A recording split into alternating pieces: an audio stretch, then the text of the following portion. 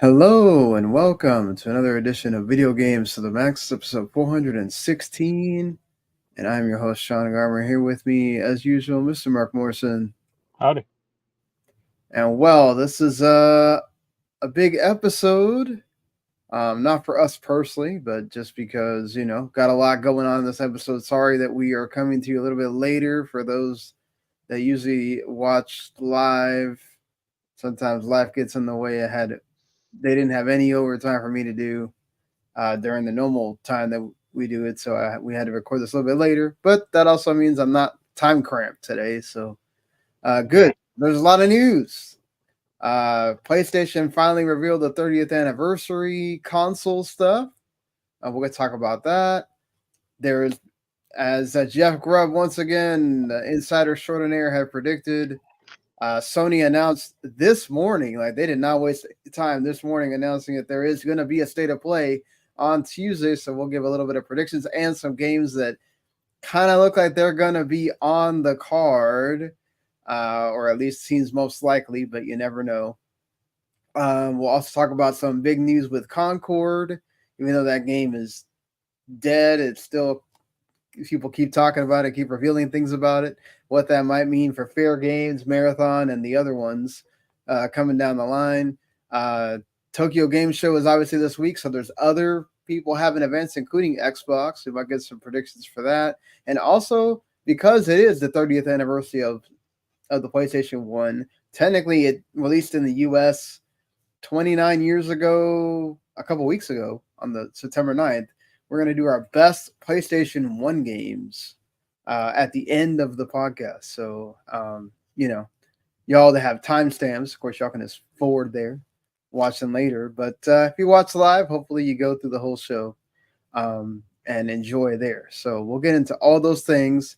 Plucky, Squire, Marc finished Star Wars Outlaws. I platinum Astrobot, and whole of this and more right after this.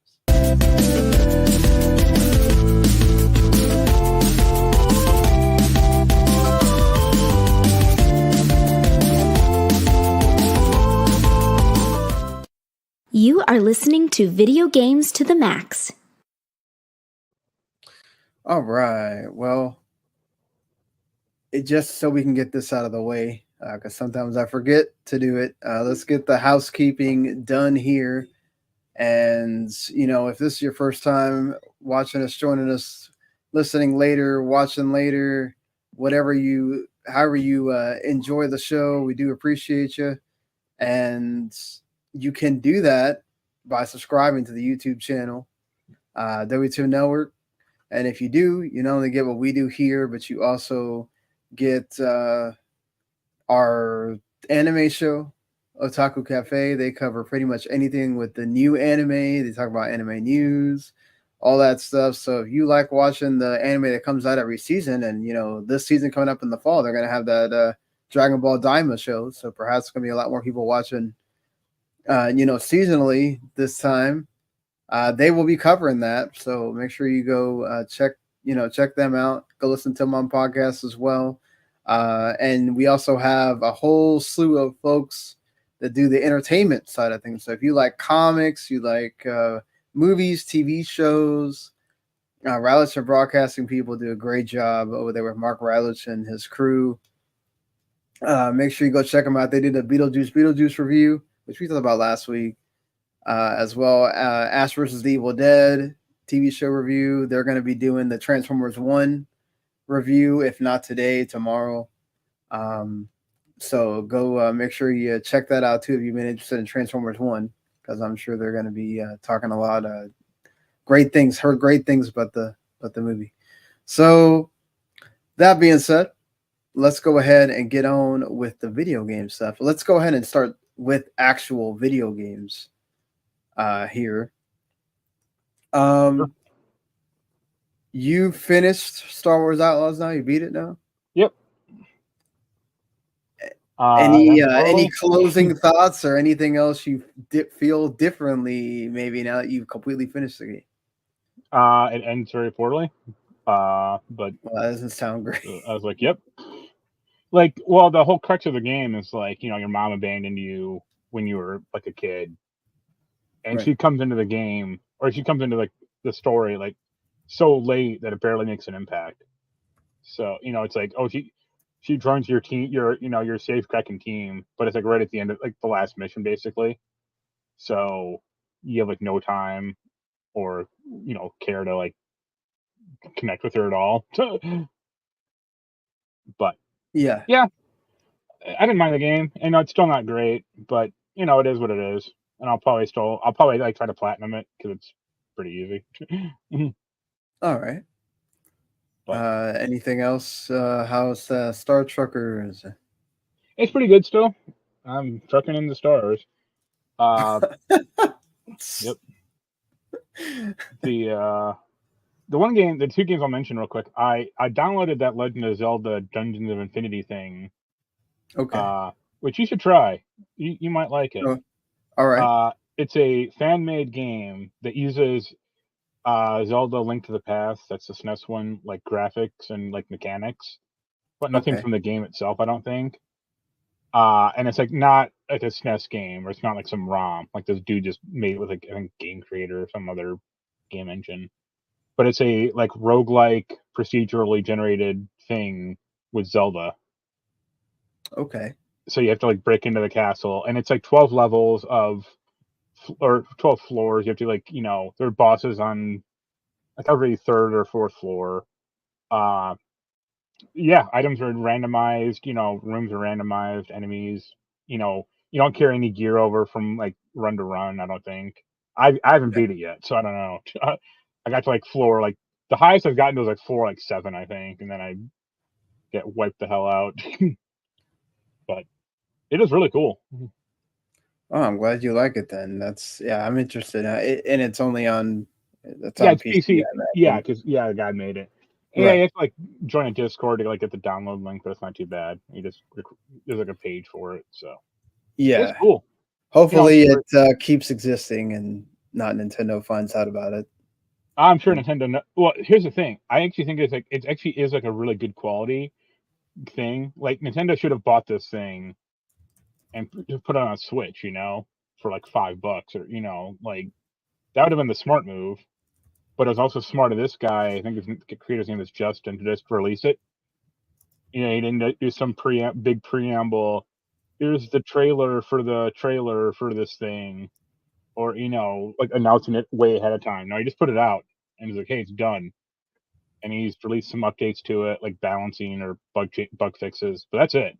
Like, and there's even a good joke. I think the second level where you like visit the castle prison, and occasionally you find that like the creator has an NPC where he's like, "Hey, I'm Justin. I'm in the prison because Nintendo found out I made this game with their assets." Oh wow. It's cool. Funny. I really like it. Which is buoyed by the other game I'm playing, which is Final Fantasy 16 on PC. Yeah, I still can't believe you took the code for this, considering you didn't like 16 and all. But Adam couldn't play it. and I can't play it either. Yeah, so you might be able to play it, but you wouldn't want to, or like I imagine your laptop would have a lot more problems than mine does. Definitely would have. So yeah, to its credit, I will actually say it runs really well. The FMV or like the pre-render sequences suck because they're locked at 30. Although there is some mod to like fix that, I think. But like the actual game runs at a pretty steady 90 frames per second, at least on my computer. Yeah. Which is nice. I managed to like beat one of the earliest bosses without taking any damage, and I was like, this feels anticlimactic. I keep dodging. I had that ring that puts a big prompt up and you have to dodge. So it's like, okay, hit this, retaliate. You can play that game without that. That game is not on the regular difficulty. It is not. Even on Final Fantasy mode, I didn't feel like I needed that ever. Sure, but it helps. But I get it. You're trying to get through the game faster. You've already played it before.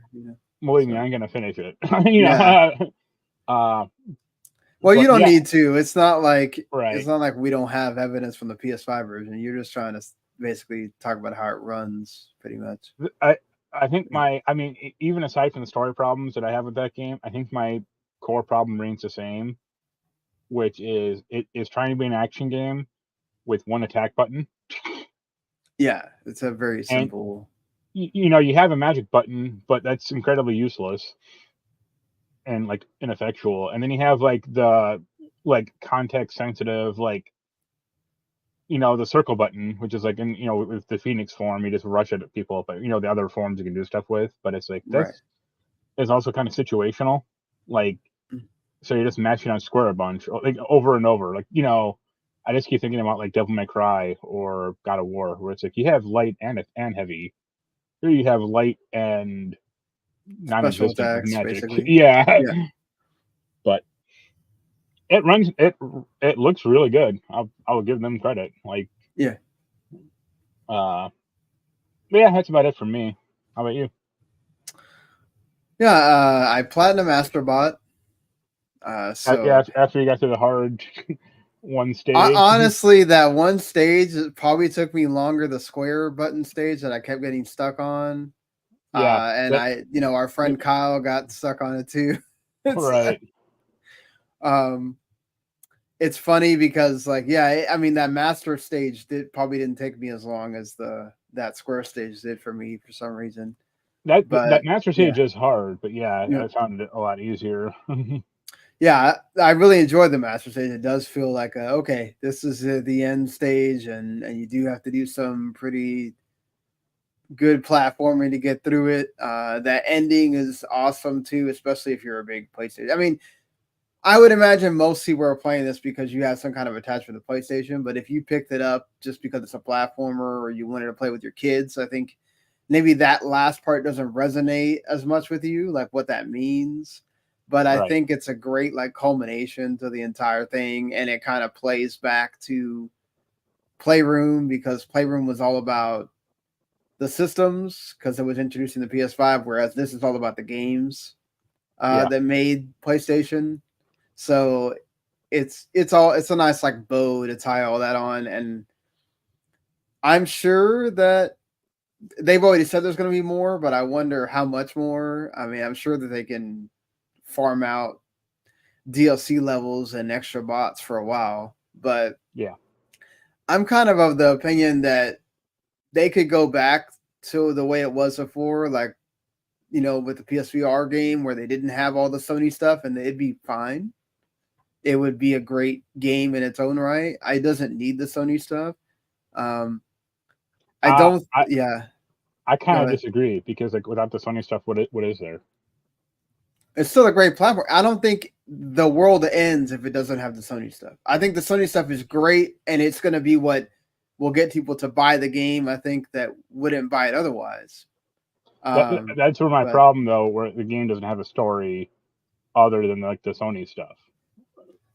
And it's like, well, you can. I mean, you're making the case that a platform doesn't need a story, but it's like, yeah, but it's not 1989 anymore either. Croc had a story, or Crash Bandicoot had a story. It's not.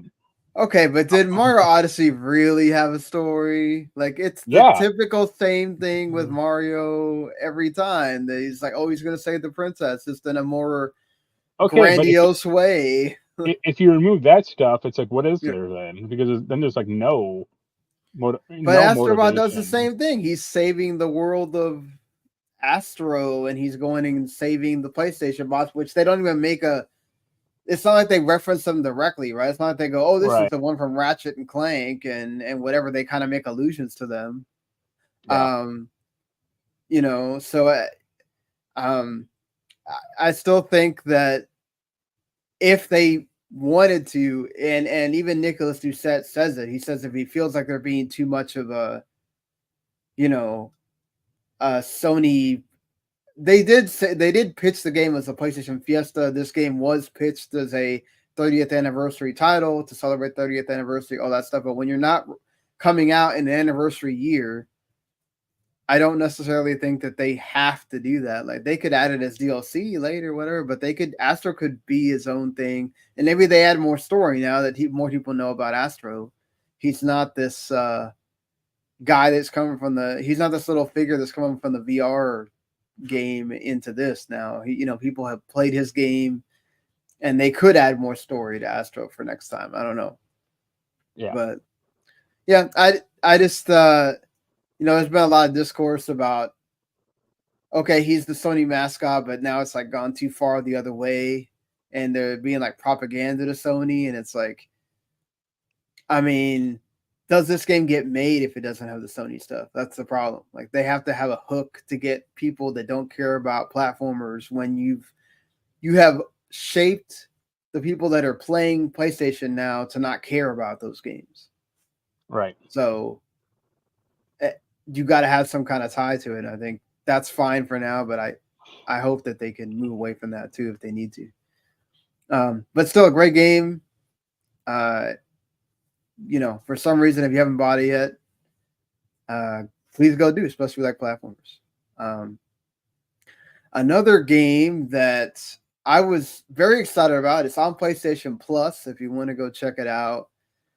Plucky Squire, unfortunately, is kind of disappointing, at least for me. And I know there's a lot of other folks that feel this way too. I think this is a great game to introduce your kids to playing video games. You're never going to be challenged. Maybe some of the puzzles are going to be a little bit harder for them to figure out initially. Or, you could be there to kind of help them, like, oh, move the word around and do this or whatever. But the combat is not challenging at all.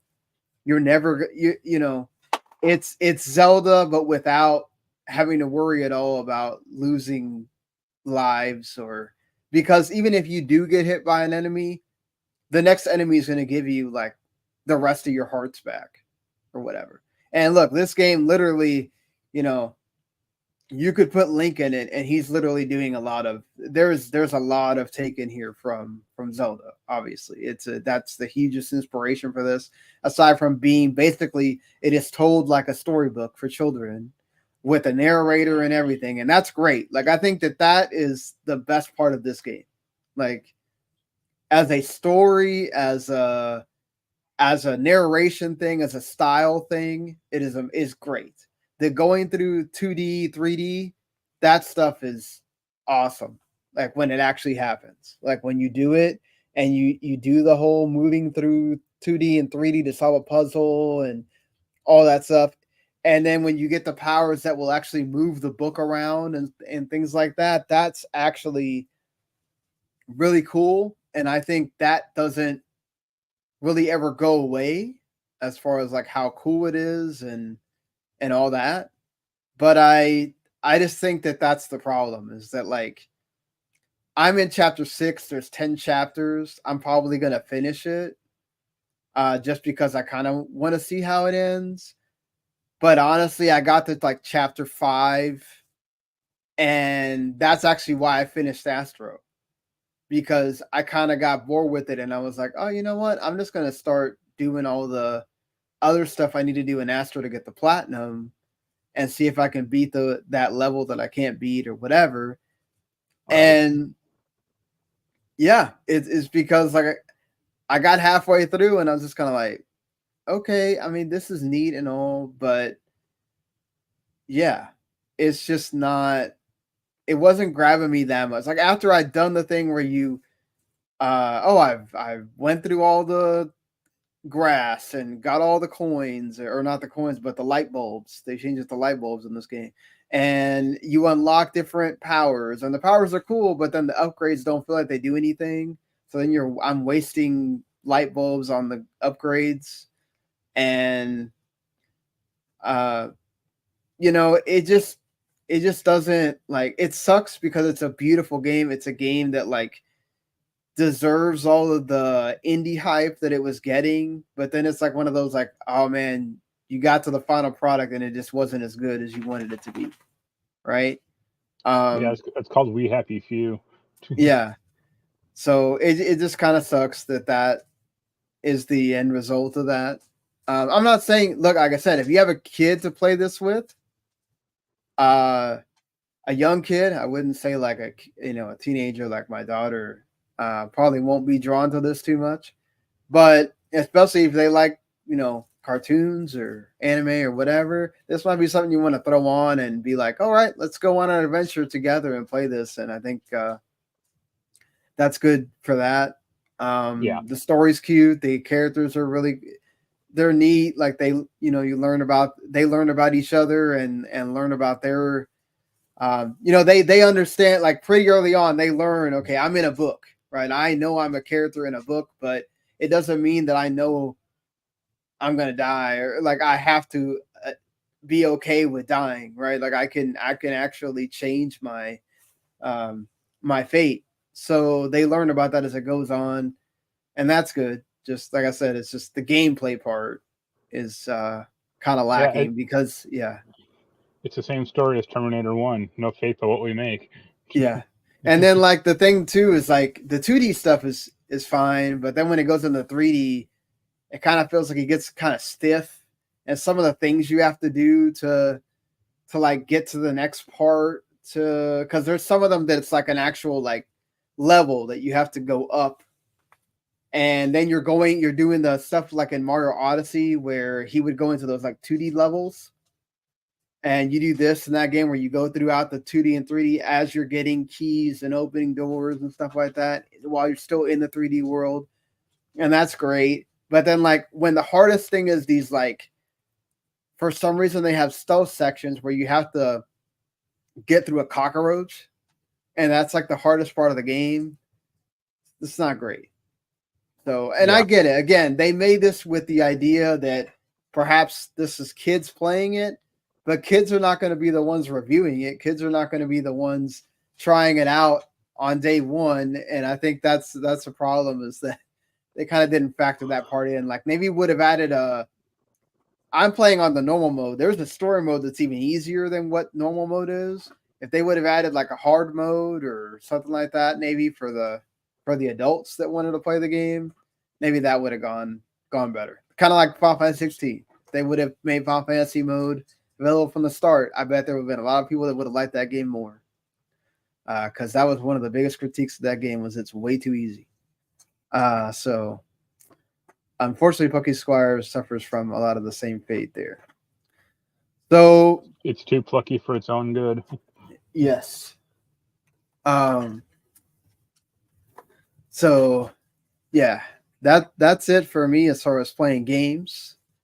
But yeah, we'll appropriate that this week the Zelda Link's Awakening successor, or the same team that made Link's Awakening, coming out with Echoes of Wisdom. To have an original Zelda game coming out after a game that definitely wanted to take a lot from Zelda, but didn't quite hit. Right. So there's a lot with PlayStation this week. They revealed the 30th anniversary stuff pretty early on in the week on Tuesday. They technically have not revealed the prices for stuff. It has come out as part of a leak from the Biblicoon guy that usually leaks everything pretty well. And what he's saying kind of makes sense, right? You're going to charge a little bit more for some of the higher priced the items. So the PS5 Slim is going to cost $500 instead of $450 because it's the digital edition. So, or I guess, well, the digital edition is $400, but in other places it's still $450, I think, right? Yeah, because of the tax that they put on people in other regions. And then, so they're saying that the PS5 limited edition of this is going to be $500, and the PS5 Pro version, you cannot buy it by itself. Obviously, this also comes out the same day as the regular PS5 Pro, so it makes sense. I think that they would make you not be able to buy this by itself because they want you to buy the Pro itself and not be rushing to try to get this one, I think. There is only going to be, 12,300 made to be able to go with the original Japanese release date of December 3rd. Yeah. 1994. So they're only producing that many, which kind of sucks for the people that want it, but you actually have to buy the entire thing, the entire package. You cannot buy the PS5 Pro limited edition by itself, which has a lot of folks thinking that means the price of it completely, because it includes, obviously a DualSense comes with it, but it includes the DualSense Edge, it includes the carrying case, it includes the little tie wrap, a paper clip, the disc drive, because that's not with the other PS5 that they're selling. So think about all that stuff by itself, how much that costs. Then on top of it, what the Pro costs is $700. So yeah, about $1,000 to get all this in one package. You gonna go after this? You getting the PS5 Pro limited edition? I'm not dumb. Jens, on the other hand, is salivating for it. So. Oh, he's gonna get the whole thing. Yeah, I mean, not even have to if they're mandating that you have to. But yeah, he wants the limited one. So the paint job costs $200 more apparently. Yeah, I don't know, man. I don't know about. I do know it's dumb, and that's crazy. It was really funny. I Digital Foundry did their PC review of Final Fantasy 16 like a few days ago, and they put up like side by side stuff like low, medium, high, and then PS5, regular PS5 like performance, like resolution and graphical fidelity, and he was able to pick out the high one. It was like the third one in the slot. The problem is the high one and the PS5 performance mode one had graphical issues like clipping that the low and the medium resolution screenshots did not. And I was like, I would rather have a medium looking game that doesn't have weird fucked up ground textures melting with rocks than more resolution. Oh, it also includes the portal as well. I forgot to mention that, and the charging station. So and it's also funny because he was lamenting that Outlaws is bad and he doesn't like it, but then he was like, well, if it gets a PS5 Pro boost, maybe it'll drum up my interest more. And I'm like, why would it looking better make you care? It's like it's not going to look that much better. That's the thing. I doubt the game's going to get that. Second of all, it's not going to fix the gameplay problems of Outlaws, that you don't like anyway. It's like I would and you got a discussion about what would you rather have, a great the best looking game with horrible gameplay, or the best playing game with horrible graphics. And he immediately was like, "Oh, I'd want the best looking game with horrible gameplay." I'm like, "Yeah, that explains a lot." Yeah. That's the problem right there. You definitely, gameplay is still king. Doesn't matter what your graphics are. If the game sucks, right? Doesn't matter. It looks great. And it was really funny because I sent him a 4K video of one of the 3D Mark, benchmark videos. I think the Timescape one, and he was like, "Oh, this looks great," and I'm like, "Yeah, it's also not a game. It's just a fucking benchmark. So who cares how it looks, Yeah. I'm gonna try to get the DualSense controller, just because I want to have something. From I love that era of PlayStation. I want to have something with the colors and the look and everything. And I've been wanting to have an excuse to have a second controller if I want to, have it to be on the go and do the remote play. Now that I know my phone will work with the DualSense, because I've been using the PS4 controller before that. So yeah.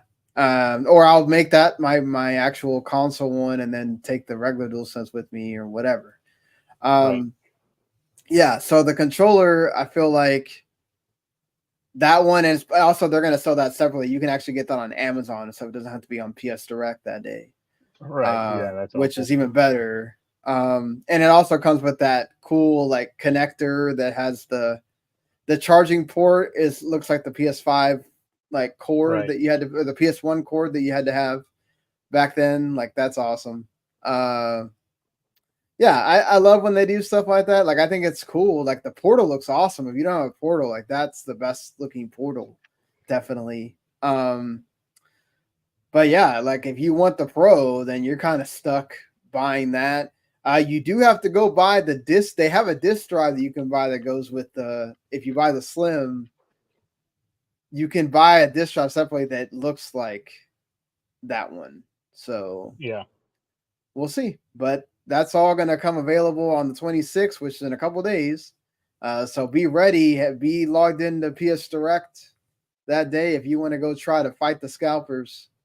Yep. And I'm get sure that Jens will thing. be up that day, or and eagerly refreshing as much as he can. Yeah, for sure. But cool that Sony's doing that. We'll see if they reveal any other anniversary stuff because they are going to have a state of play. By the time we do the show next week, they will already have had state of play. We'll get to talk about it and everything, and Tokyo Game Show will have ended as well. But rumors abound. This one's not really so. Randy, if you're watching later or now, close your ear or put your fingers in your ears or whatever. But I know he's trying to go unspoiled into this thing. All I'm going to talk about is the two games that have been very well documented, especially Rumored. one of them Yeah. rumored that are going to be, especially one. Like the other one, we don't know for sure if it's going to show up on this. It's just being rumored by the same person, Biblicune, that there is a remaster of another one of these games. That's he says, quote unquote, less exciting than the Horizon Zero Dawn remaster, which, to be fair, Horizon Zero Dawn remaster has been known about for like 2 years. They've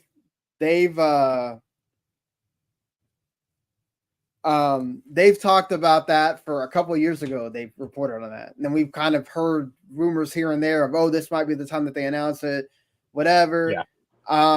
The thought is that basically it's going to be a director's cut, like the Ghost of Tsushima one. It's just gonna actually have remastered assets instead of like the PC version looks better because it's on PC, but it still uses the same PS4 assets. So this will use PS5 actual assets.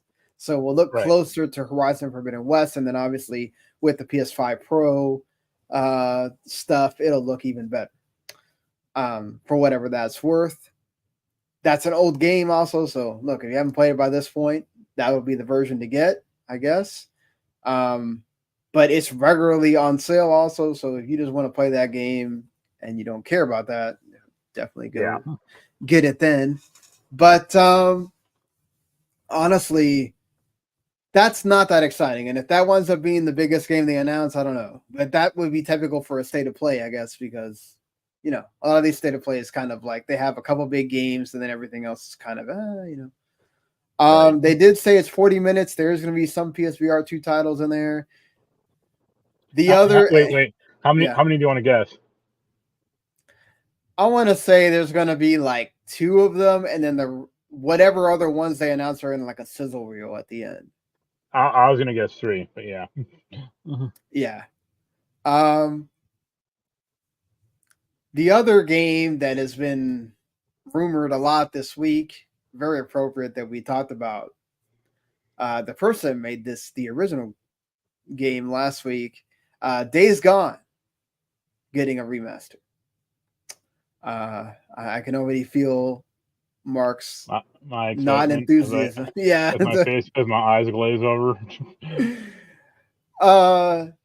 Yeah, I mean, look, this game already runs in 4K 60, so that's what's weird. Is like, how much better is this game gonna look?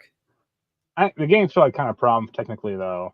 So yeah, that's it'll kind of fix all of that stuff, like the stuff with the zombie hordes and whatever that. yeah. There.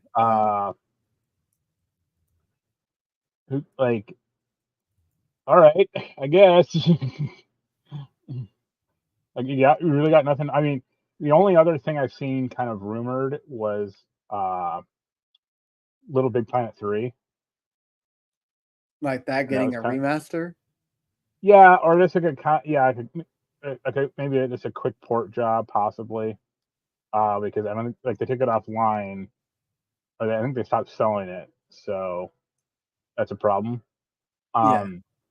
But like, I think with the Days Gone remaster or them doing that, it's like, okay, you guys clearly got nothing else in the tank, or like, like, Yeah, it just doesn't bode well for the people that are like just totally ragging on them for and remastering games that are not that old, right? well, here's the thing, Uh, and it's the problem with this game is it's co-owned by Namco Bandai, but you got yeah. people screaming or begging for like a Bloodborne remaster or even just like a basic port, Yeah. and they're like, no, we're gonna remake Days Gone. It's like, well, that's a position. Yeah, like that's the one that I don't understand. Is that like something that has to do with FromSoft? Is it like I don't think Bandai Namco would say no because that'd be free money they're just giving in right there. Yeah, Even if I think Sony really is the one that owns that. FromSoft owns the IP, so they were the ones that just basically have to say I mean, we're doing it. Yeah, I see it as like the same like division as like Kingdom Hearts, like with Square and Disney. Like, yeah, Square or Disney owns a good chunk of Kingdom Hearts, but it's kind of Square's baby because they're the yeah. game developer. Like, But Disney still has to like give final say when they do right. things And with the Sora difference and is everything. like, Yeah, in my analogy, Sony is like uh Disney and Square is Namco Bandai because they're yeah, the actual developer. But it's like, well, yeah, but they don't seem to want to they don't seem to want to have yeah. I just think interest in FromSoft games. is.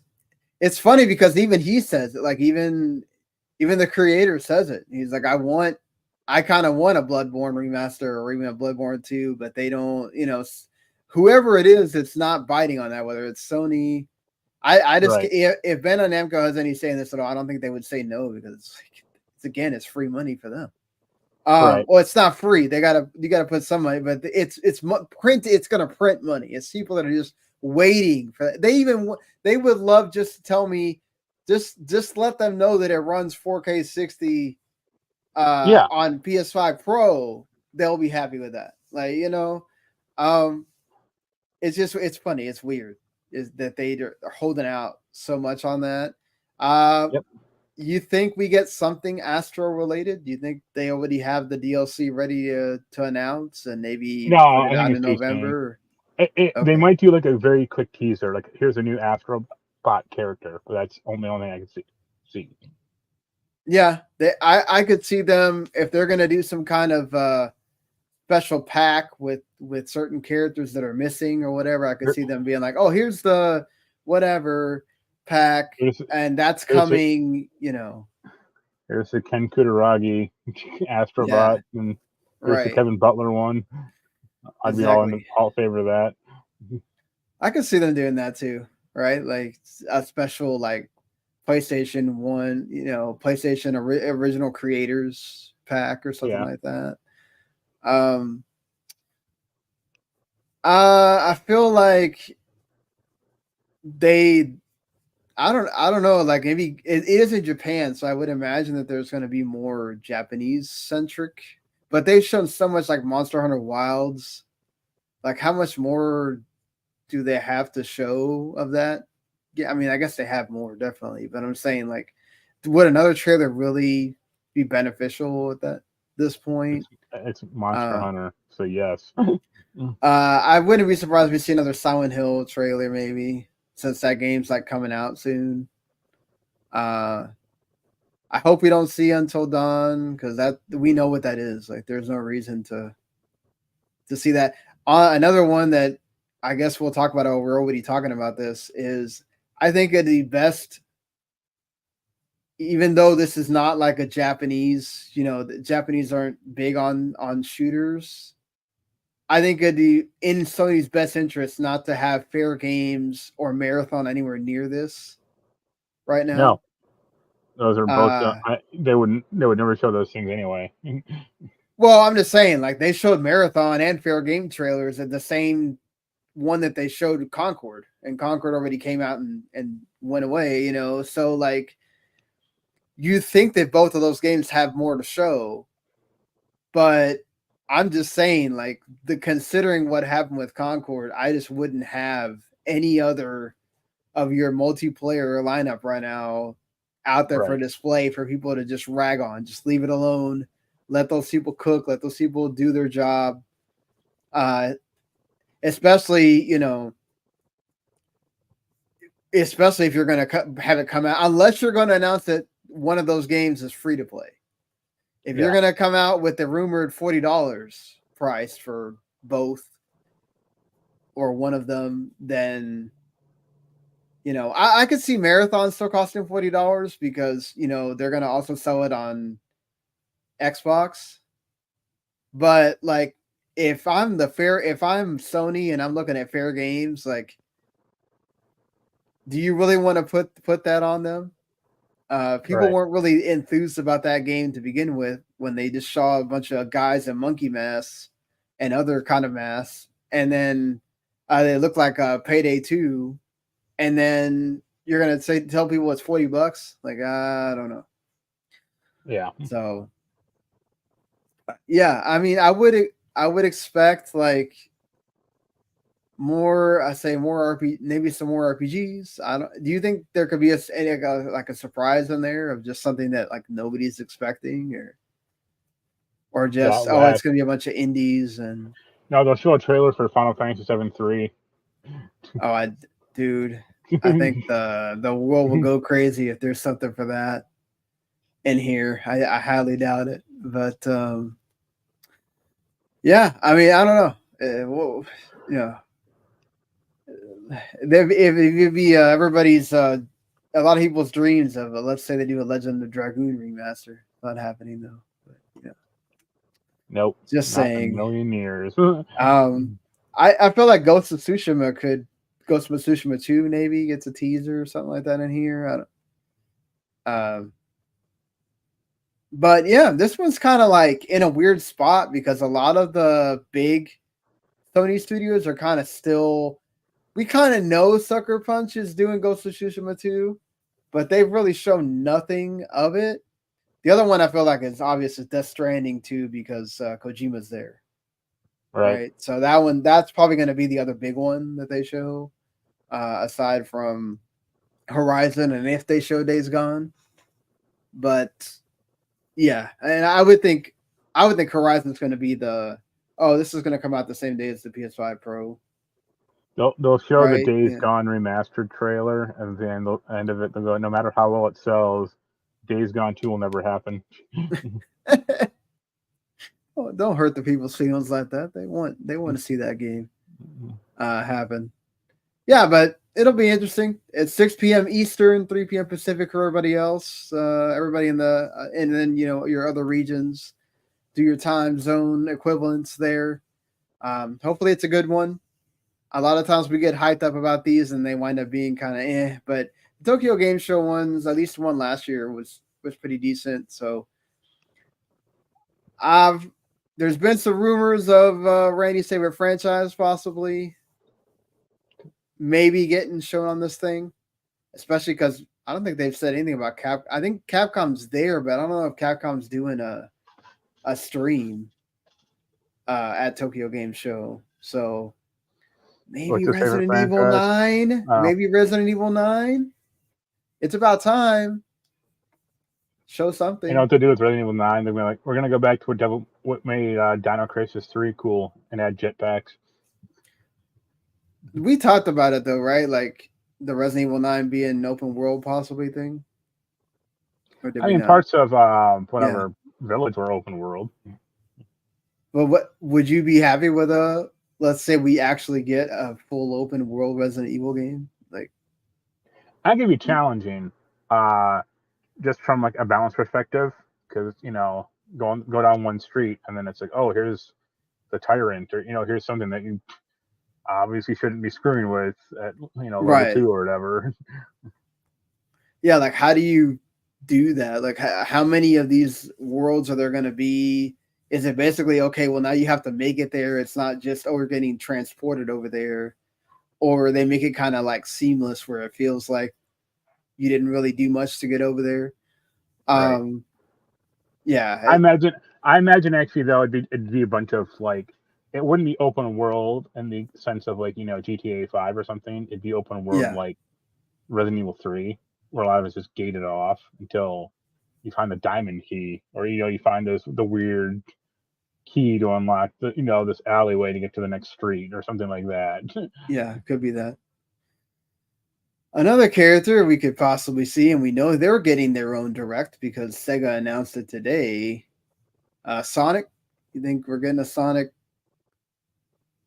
cross shadow for generations thing with it coming out next month? Or Hope not.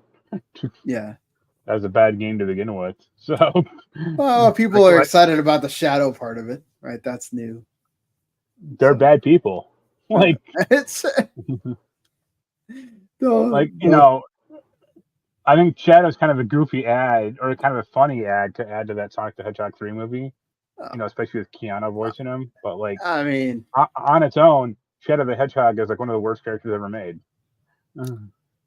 okay, fair enough. But Shadow makes sense for the third one because who else? Yeah, Right? yeah. You Right, already have yeah. Knuckles, so it's like, okay, what's the next kind of bad guy? You're not going to add Mac the Weasel into this fucking movie, like. Right, yeah, because that's the way you get Sonic, and the whole point of that trailer would get Sonic to work with Robotnik, because now they have a common enemy or whatever. Right.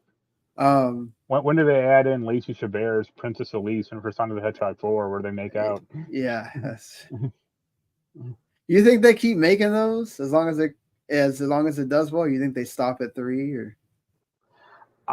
I think it would actually incredibly depend on what's his name, Jim Carrey. If he wants to make another one, because I'd say he's the linchpin of that thing. It's certainly not. Oh yeah, James definitely. Oh yeah, definitely. I mean, he ends up making that thing. Especially the people that don't care about Sonic, like they'll go just to watch him. Yeah, right? Yeah, him being goofy and Jim Carrey like, because he's not done that in a long time. So right, exactly. If he signed on for another one, cool. If not, you got 2 movies that were decent enough, and hopefully a third. Well, there's some other Sony stuff. I mean, any predictions for the Sonic thing? I expect they'll show another trailer, or they shut off like the collector's edition. Right. They may add. I mean, some stuff already came out for it, but they may say like, oh, here's a final pack for Sonic Frontiers. But that's about it. I mean, is there a Sonic game they haven't remade or whatever that you want to see? Because I mean, I feel like that you've done the collection to death. So like, I don't know. It's called Sonic Spinball, and it's a pinball game where the ball is Sonic. I mean, if they actually announced like actual HD ports of like all the old Sonic games, that'd be really cool. But that's about it. And if they looked cool, and more importantly, if they played like those old games, because I got a feeling if they said we're gonna make an HD port of Sonic the Hedgehog 2, but now it has like homing attack shit and a bunch of here's Big the Cat's fishing mini game, or some dumb shit like that. I'd be like, no, I just want Sonic the Hedgehog 2 and 3 and Knuckles looking better, but playing like how they used to. Yeah, and then Level 5 is also going to have a show as well, so you probably get more Deca Police and Professor Layton as well, as already been kind of rumored. And then, I mean, they showed that off last time. It just they didn't have anything to show. Just hey, we're making it. Right. Here's a logo. So it'd be cool to have like a surprise in there. But yeah, just getting updates on some of the games that'd be good. I'm just glad that Level 5 is back to making games. That's an important part here. Right. Xbox also has a show on Thursday.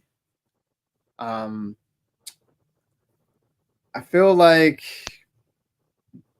with them, it's more about like this one definitely has to be Japanese, more Japanese centric, right? Like you're not going out there and I mean maybe you show Call of Duty because it's Call of Duty, but like I think you kind of have to show that you already you got the Metaphor Refantasio. I'm sure we'll get more of that.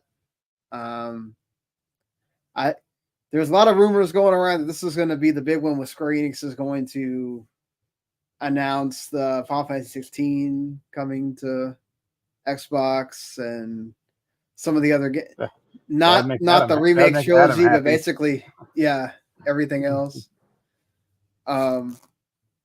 Yeah, it was funny because Adam was talking because he really wants to play Final Fantasy 16, but he's like, I don't got an Xbox for a Switch. And I was like, well, it'll probably come to a Switch faster than an Xbox. So, well, probably not. I don't even know if maybe if that whatever their version of the DLSS for the Switch 2 is good enough. But I still don't know if that's going to be able to run those kind of games. Let's just make them the Switch 1. Yeah, that's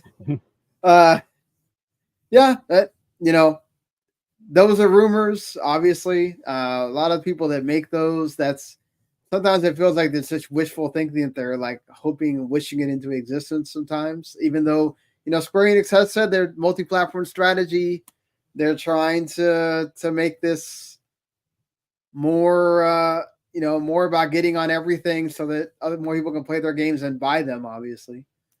They already put Final Fantasy 14 on there. So why not 16? We know 7 remake Rebirth. Probably that has to wait until the whole trilogy is out, I'd imagine. There's still people just thinking that remake is going to get shown off on that. I would say if they announced 13 remasters, that would be cool, especially because, those were big on Xbox back in the day. So, especially because you can actually play those with the disc on Xbox. In a bad way, though, because wasn't Final Fantasy 13 all fucked up? Yeah, people didn't like 13 back then. Now it's gotten a much more warm reception, right? So we'll see. We'll see what actually gets announced. I don't know if there's another company that I don't think we're going to get something like NIS or any of those people that still don't put their games on Xbox for other reasons, right? But I think if you can get Square to say that they're porting over big games, I think that can sell your deal. Other than that, I really don't know. I mean, I guess you could show Avowed again. And then that's kind of like the other games aren't really necessarily big with the Japanese crowd that you got in there, like, South of Midnight. What are you talking about, man? They're going to show off that new Doom game, and the Japanese people are going to eat it up. Yeah, I don't know, maybe another Indiana Jones just because they can. It's Indiana Jones. But we'll see, I guess. They'll show Indiana Jones fighting off the Imperial Army. That'll go over well.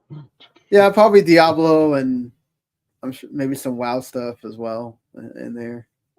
They could do. But going back to the PlayStation for a little bit here. 2 games got announced so far that I don't think people were expecting at all. One of them being Freedom Wars, getting a remaster that's coming out at the beginning of next year, like January 10th. That's the game that will never die, even though it should. It's a PSP game that is beloved. People like that game. Wasn't it a Vita game? Or Vita game, sorry. Yeah, okay. Yeah, I'm sorry. Vita game. But still, people like that game enough. Bandai Namco actually wanted to get a sequel made. The developers wanted to get... It's like a dev team made up of a lot of the dev team from Freedom Wars, and then Bandai Namco is helping them make it. Yeah. Publish it. And they wanted to just get a sequel off the ground. Sony kept saying no. So Bandai Namco went over to and were able to help them with it. So they're remastering this one in hopes that if it sells well, you'll get a sequel. Let's see if that happens. Right. And then the other one is Sega announcing that Majima has his own game. It's coming out next year in February, at the end of February. They missed that January date by a month because normally everything they put out is like at the end of January, basically. It's called Like a Dragon Pirate Yakuza Hawaii. What did you think when you have you seen the trailer? Or? Yeah, I watched the trailer. It looked okay. I didn't turn to gameplay actually. I don't think I didn't watch all the trailer, but It's a long trailer. Yeah, yeah, it was like 7 minutes long, so I'm like, I'm not gonna watch all this. yeah. But seemed fun. I'll give it a shot if it comes out and it's cheap enough. I think it'll be another one of those. It's PS4 as well, so it'll be $60 or. Here's the thing: they're doing this one because they can't make a Judgment 3. So, refresh me on why they can't make a judgment. Is it because of the actor? not him specifically, but it's his management company doesn't want the games to be on PC. Oh, that's right. Yeah, that thing. And so it does. So I don't know, but I don't think that would stop them entirely from doing it. Like if they wanted to. Okay, but then they won't get him for Judgment 3. So right, if they ever make it. I like the concept of just like it's cool that Majima has his own game. Like he's a really beloved character.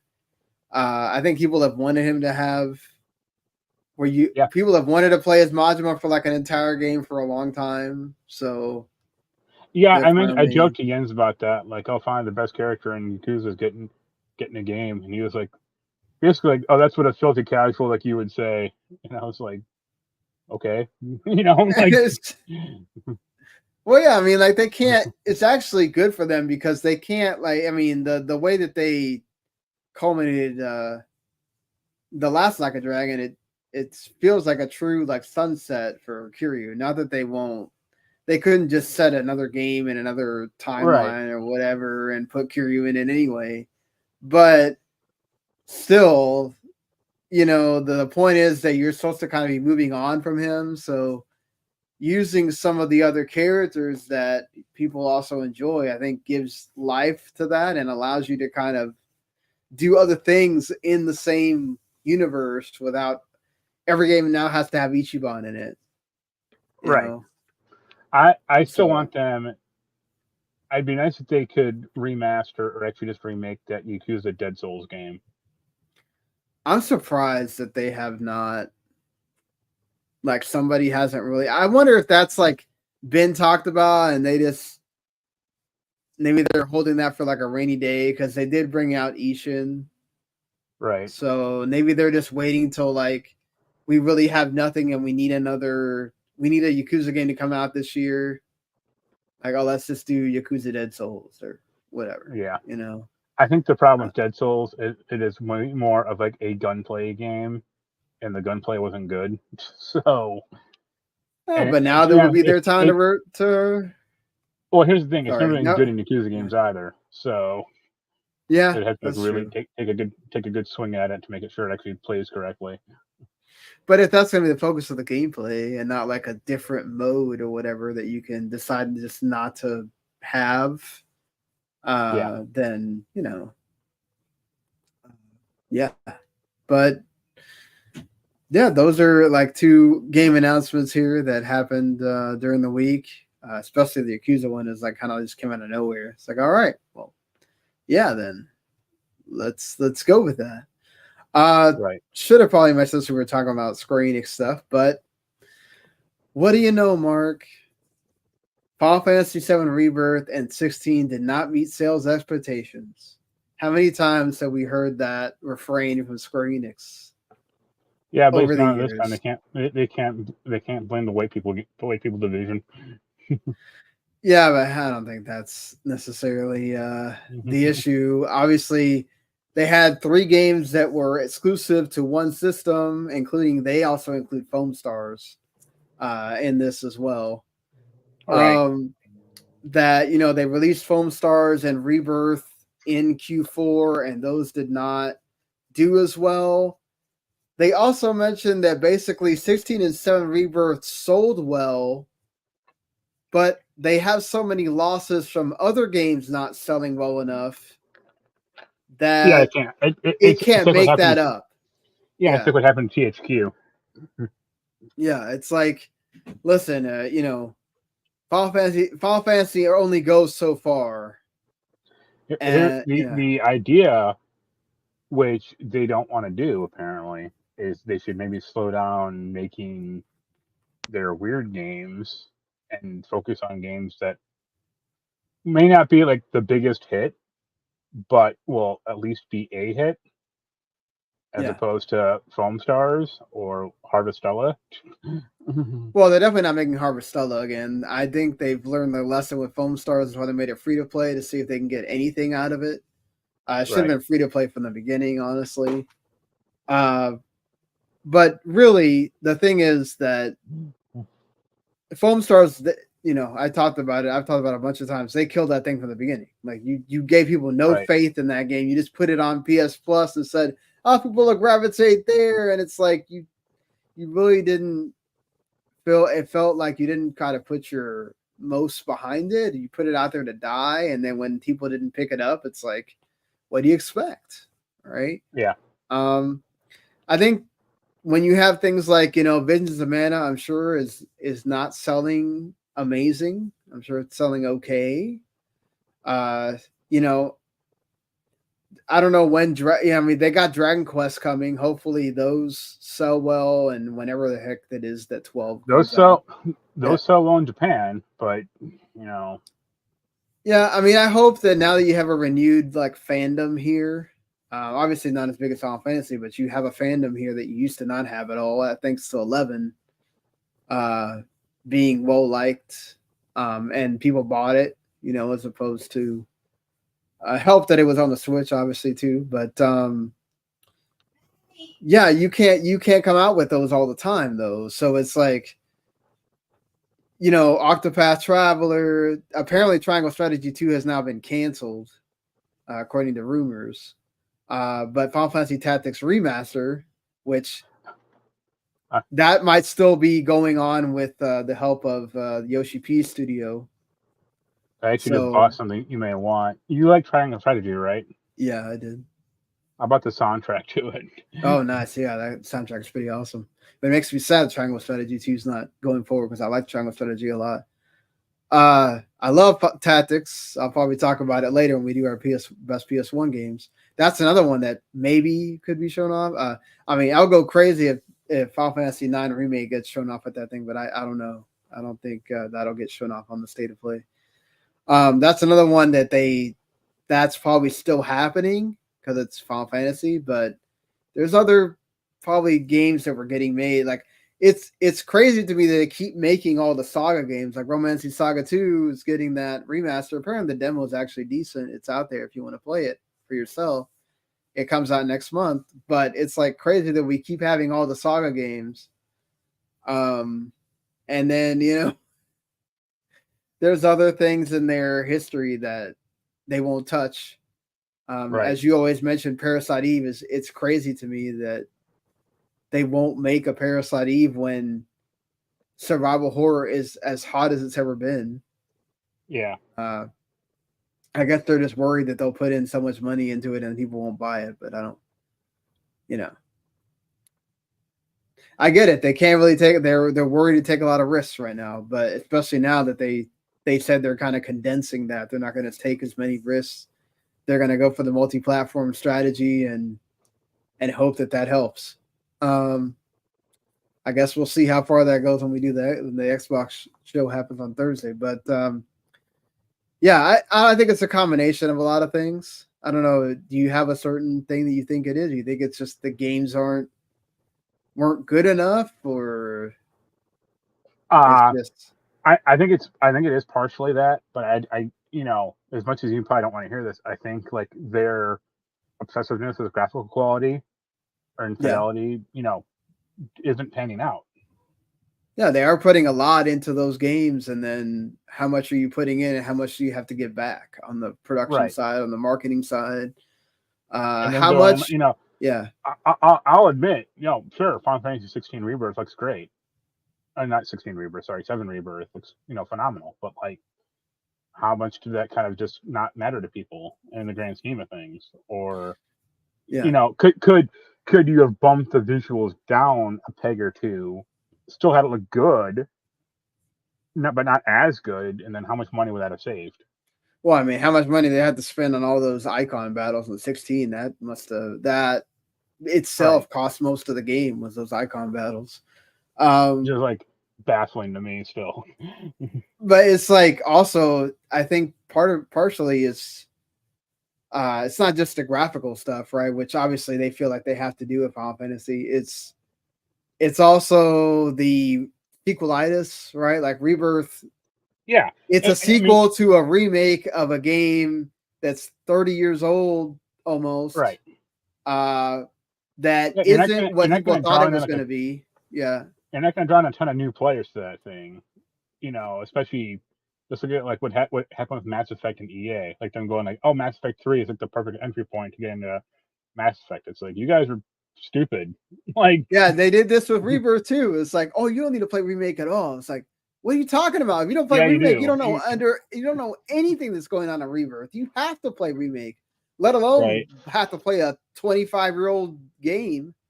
So just it's hard. And there's a lot of people that are just waiting for the third game to come out and just play it all together. There's a lot of people that are that maybe bought the game that just says, screw it. I have it. I'll just wait till the third one comes out. I'm not going to play any of this. There's a lot of people that bought the twin pack thing. That was always going to be a difficult sell to get as many people that bought it the first time, when a lot of people probably bought it because they thought, oh, this is the whole game. And then, what do you mean it ends in Midgar? And it's like, wait a minute. Okay. You know how many people have probably had no idea that it ends in Midgar and they bought that game? A ton of people. And then it hit right as the pandemic was happening. So that probably inflated sales as well. And then also, like, I think if they would have been able to have it come out on PC day one, that would have helped a lot as well, Sure. But obviously, would Sony have then put the stupid PS Plus thing in it that's making people get mad about God of War Ragnarok right now? Who knows? All right. Well, no, because Square doesn't care. Yeah. Only Sony's the one introducing that crap into their games. So. Yeah. Which I don't know. Like, did anybody just not tell? I mean, I get that they're forcing it because they want you to, because they want you to have a login in case you buy a PS5 or PS5 Pro or whatever. Make it optional, or give people an incentive. Be like, okay, if you sign up for this thing or if you log in, you get like an extra costume or extra whatever, Right, definitely. But yeah, I'm sure that when they announce sales the next quarter of Visions of Mana and then whatever else they come out, and Final Fantasy 7 or Final Fantasy 16 on PC and whatever else, I don't know if they was it oh my god, they're publishing this Life is Strange, right? This is the Square-Enix. Probably. So yeah, when Life is Strange Double Exposure probably doesn't do that great. Look, that game's not going to do world beater numbers. It's going to do fine. Hopefully, it does fine enough. They make another game, but still, I'm sure they will announce that again. Oh, it did meet expectations. Banisher's Ghost of New Eden apparently didn't meet expectations either. That's a great game too. One of my favorites of this year. It sucks to hear that it did not make whatever Dontnod's expectations were for that game. But at least it's a really good game, though. It sucks that not a lot of people buy it. But again, came out in a stacked February. That's going to always be hard for people to just be like, I'm just going to splurge on this game. I don't know. Moving on from that, and I think we're finally done with all of the PlayStation stuff until we get to the end here. moving over to Nintendo for a little bit. Nintendo had their Switch 2 images leak. Now, obviously, this is not the package of the Switch. This is not what the Switch is going to probably ultimately look like with all the bells and whistles, but it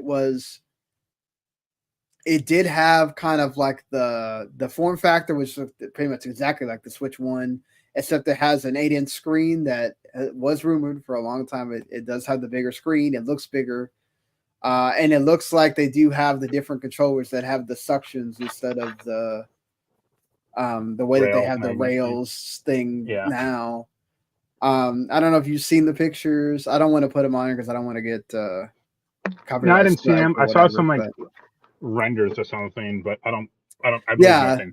So I wouldn't be surprised if these really are what they look like. Apparently, according to experts that have looked at it, they're saying that might possibly be game devs that could be working on a game have said yes, but whatever.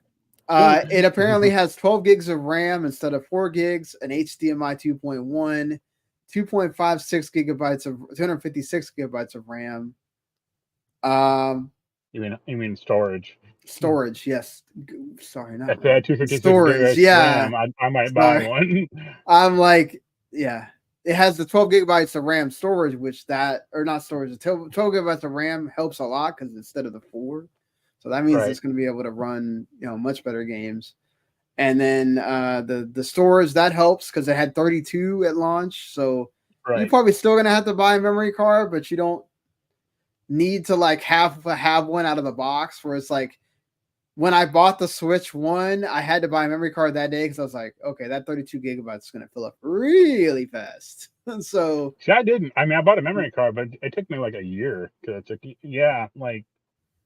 none of the games were like super big. Yeah, they weren't. Like the biggest game was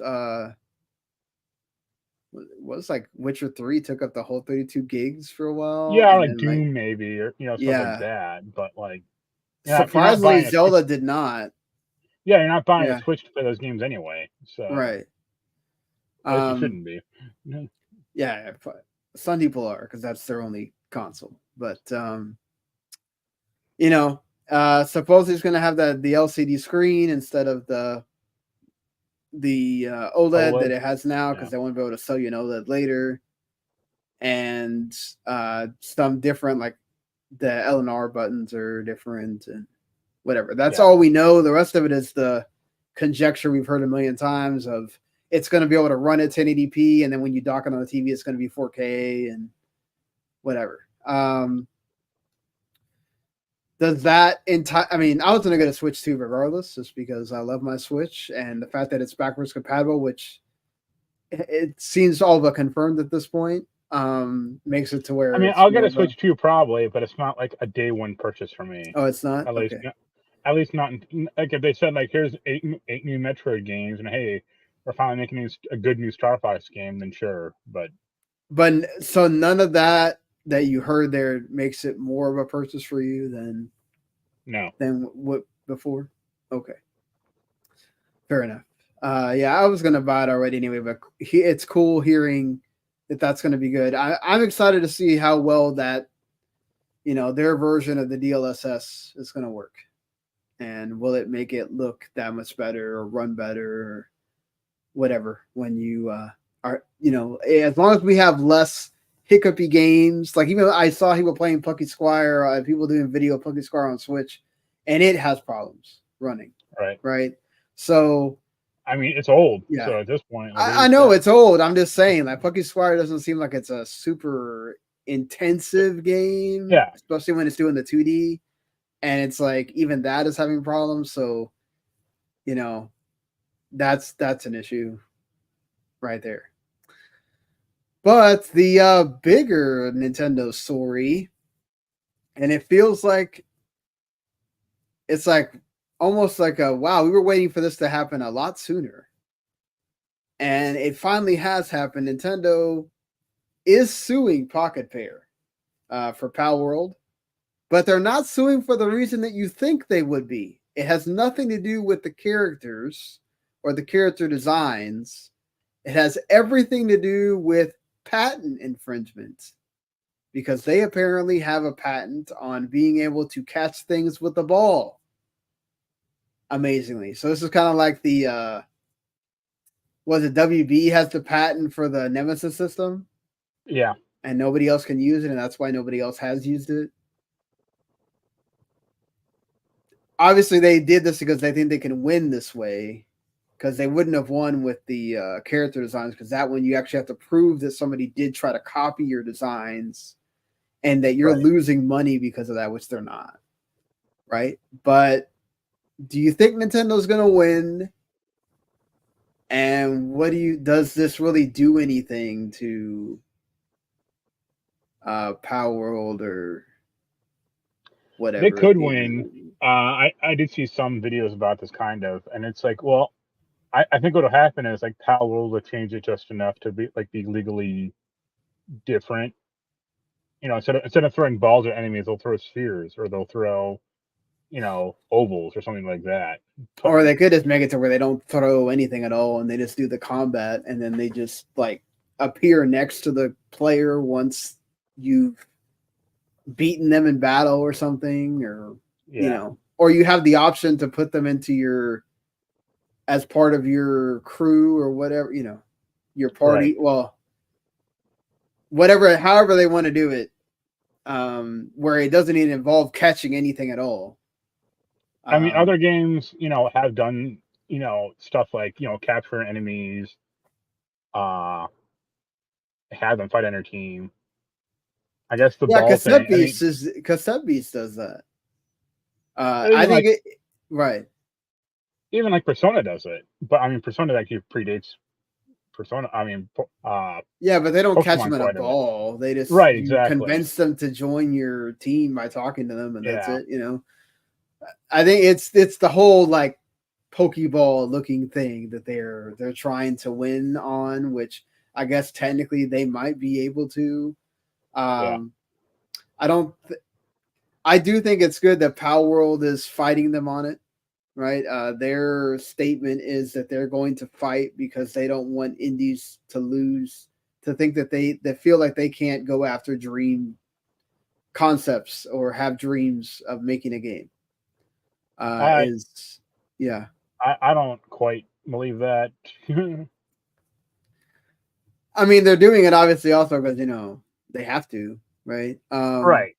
But then going we're the little guy. I mean, I guess they are compared to Nintendo, but it's like their game sold incredibly well.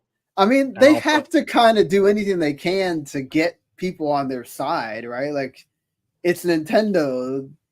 Most people also, even, also if they weren't ripping off Nintendo, ideas basically, then you wouldn't have had this problem to begin with. But Nintendo's only going after them because they actually made a dent, right? Because these other games, they take stuff for Nintendo and they don't, right, exactly. Temtem didn't do well enough to really make Nintendo raise an ire, right? Or any of the other ones that have come out like that.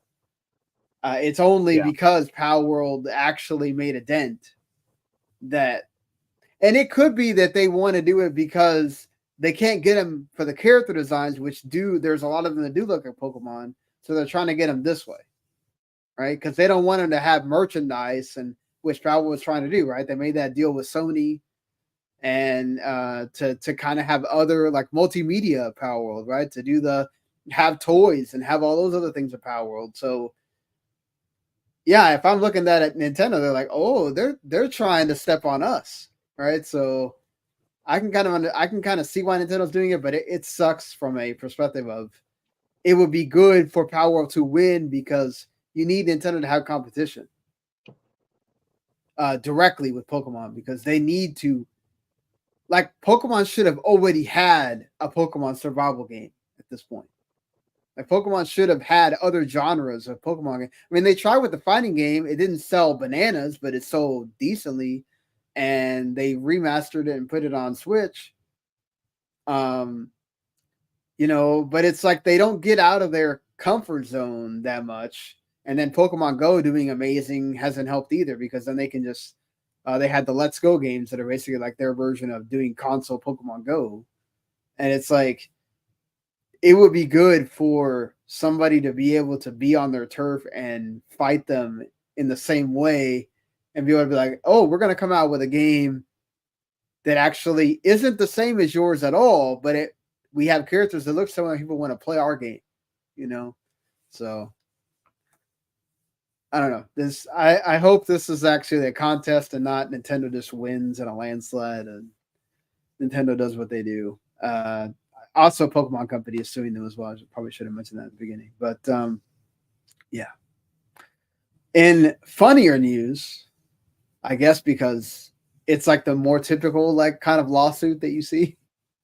Stellarblade, it shipped up Sony and the company that apparently handles Sony's insurance policies for these kind of things, are being sued by another company also called Stellarblade. But it's Stellarblade, one word, not Stellarblade, two separate words. They are based out of Louisiana. And he says that he's been operating Stellarblade.com since 2006. He's been using it in conjunction with his work since 2011. The name of the guy, I can't think of it right now, but Griffith Chambers Mohaffey says that he sent it a cease and desist on it when they renamed the game, because remember the game was called Project Eve at first. And, now then they renamed it Stellarblade, and then in June 2023, they came out with the actual like trademark or whatever, called Stellarblade. And that's when he started sending the cease and desist. And then he says he was kind of okay with it at first, but then now you can't find his company anywhere. It's all Stellarblade, the video game. So that's what made him finally just file the lawsuit, because Stellarblade became popular and you can't find his company anywhere if you do Google search. My question is due to be how popular was your company before this? I don't know, but it's a multimedia company that works in all kinds of film documentary. I'm looking at the website now, and it looks like it's from 2004. And, yes, it definitely looks like it was made in that era of websites.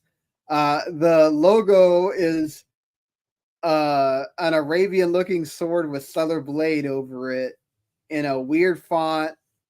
I can kind of see where he's saying the stellar part of Stellarblade in the Stellarblade, the video game logo kind of looks somewhat similar a little bit. But definitely not the blade part. Whatever. It's just funny. It's funny that like he waited. Yeah, go ahead. Yeah, first of all, they waited like 3 years. Second of all, like this guy, he might have. It's the same jackass who owns like the Edge trademark in the UK. Who thinks like, oh, no one can ever use Edge in anything now because I own this one trademark. It's like, no. And I think he eventually got sued and like lost it. Yeah. So interesting. It's just funny because it's like one of those people that like they wait till you get popular and then they sue, and then they want to get damages because now you have money to give out, and they'll probably I'm sure Sony will try to settle or something. Yeah, because the game is so popular, no one can find a shitty film company or whatever. Like, yeah, okay. Like you're based out of Louisiana. Yeah, and he does have like some type of like weird fan like Vimeo page for like 2 movies he made. Yeah, like, a year ago, and it's like, what are the sales for those movies? We'll double it, and it'll still probably be like $30. Yeah, definitely. You're not kidding on that for sure. It's insane it was just funny when I read it. I was like, oh, this is a typical like you kind of have merit, but you kind of don't story. Yeah. And it's like, whatever, dude, you know. Yep. But yeah, I don't know if you had anything else that you wanted to talk about. I don't know. I thought it was pretty Yeah. funny that EA said like we're not making Sims 5, Mhm. because the rationale is like, oh, it'll break the progression you have from Sims 4. And it's like, what are you talking about? Like, it's not like there's a deep leveling system, between Sims games. Well, they didn't want people to think that they're starting over. Was basically their. But that's the whole point Yeah. of The Sims, like, Yeah. and it's like they should apply that logic to Madden.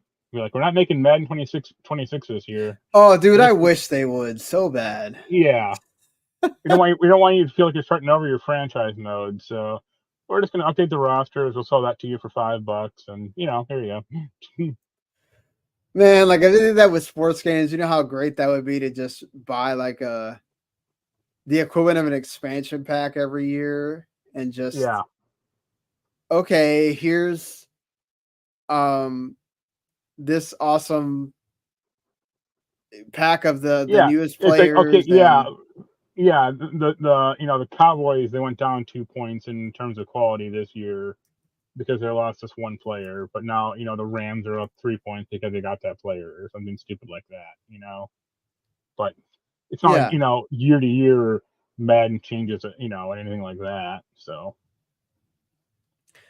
Yeah, that's the thing is like more people should really take this. That's what's funny is like you won't take this approach with your own sports games, but you'll do it with a game that I guess I can kind of see the point because you could just keep doing expansion packs for that game, and I here's guess the it's problem. almost kind of like an MMO at this point.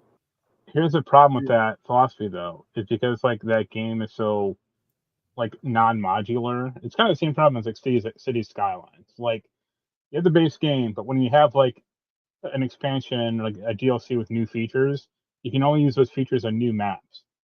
You can't put the stuff into the base game because the old maps won't support it.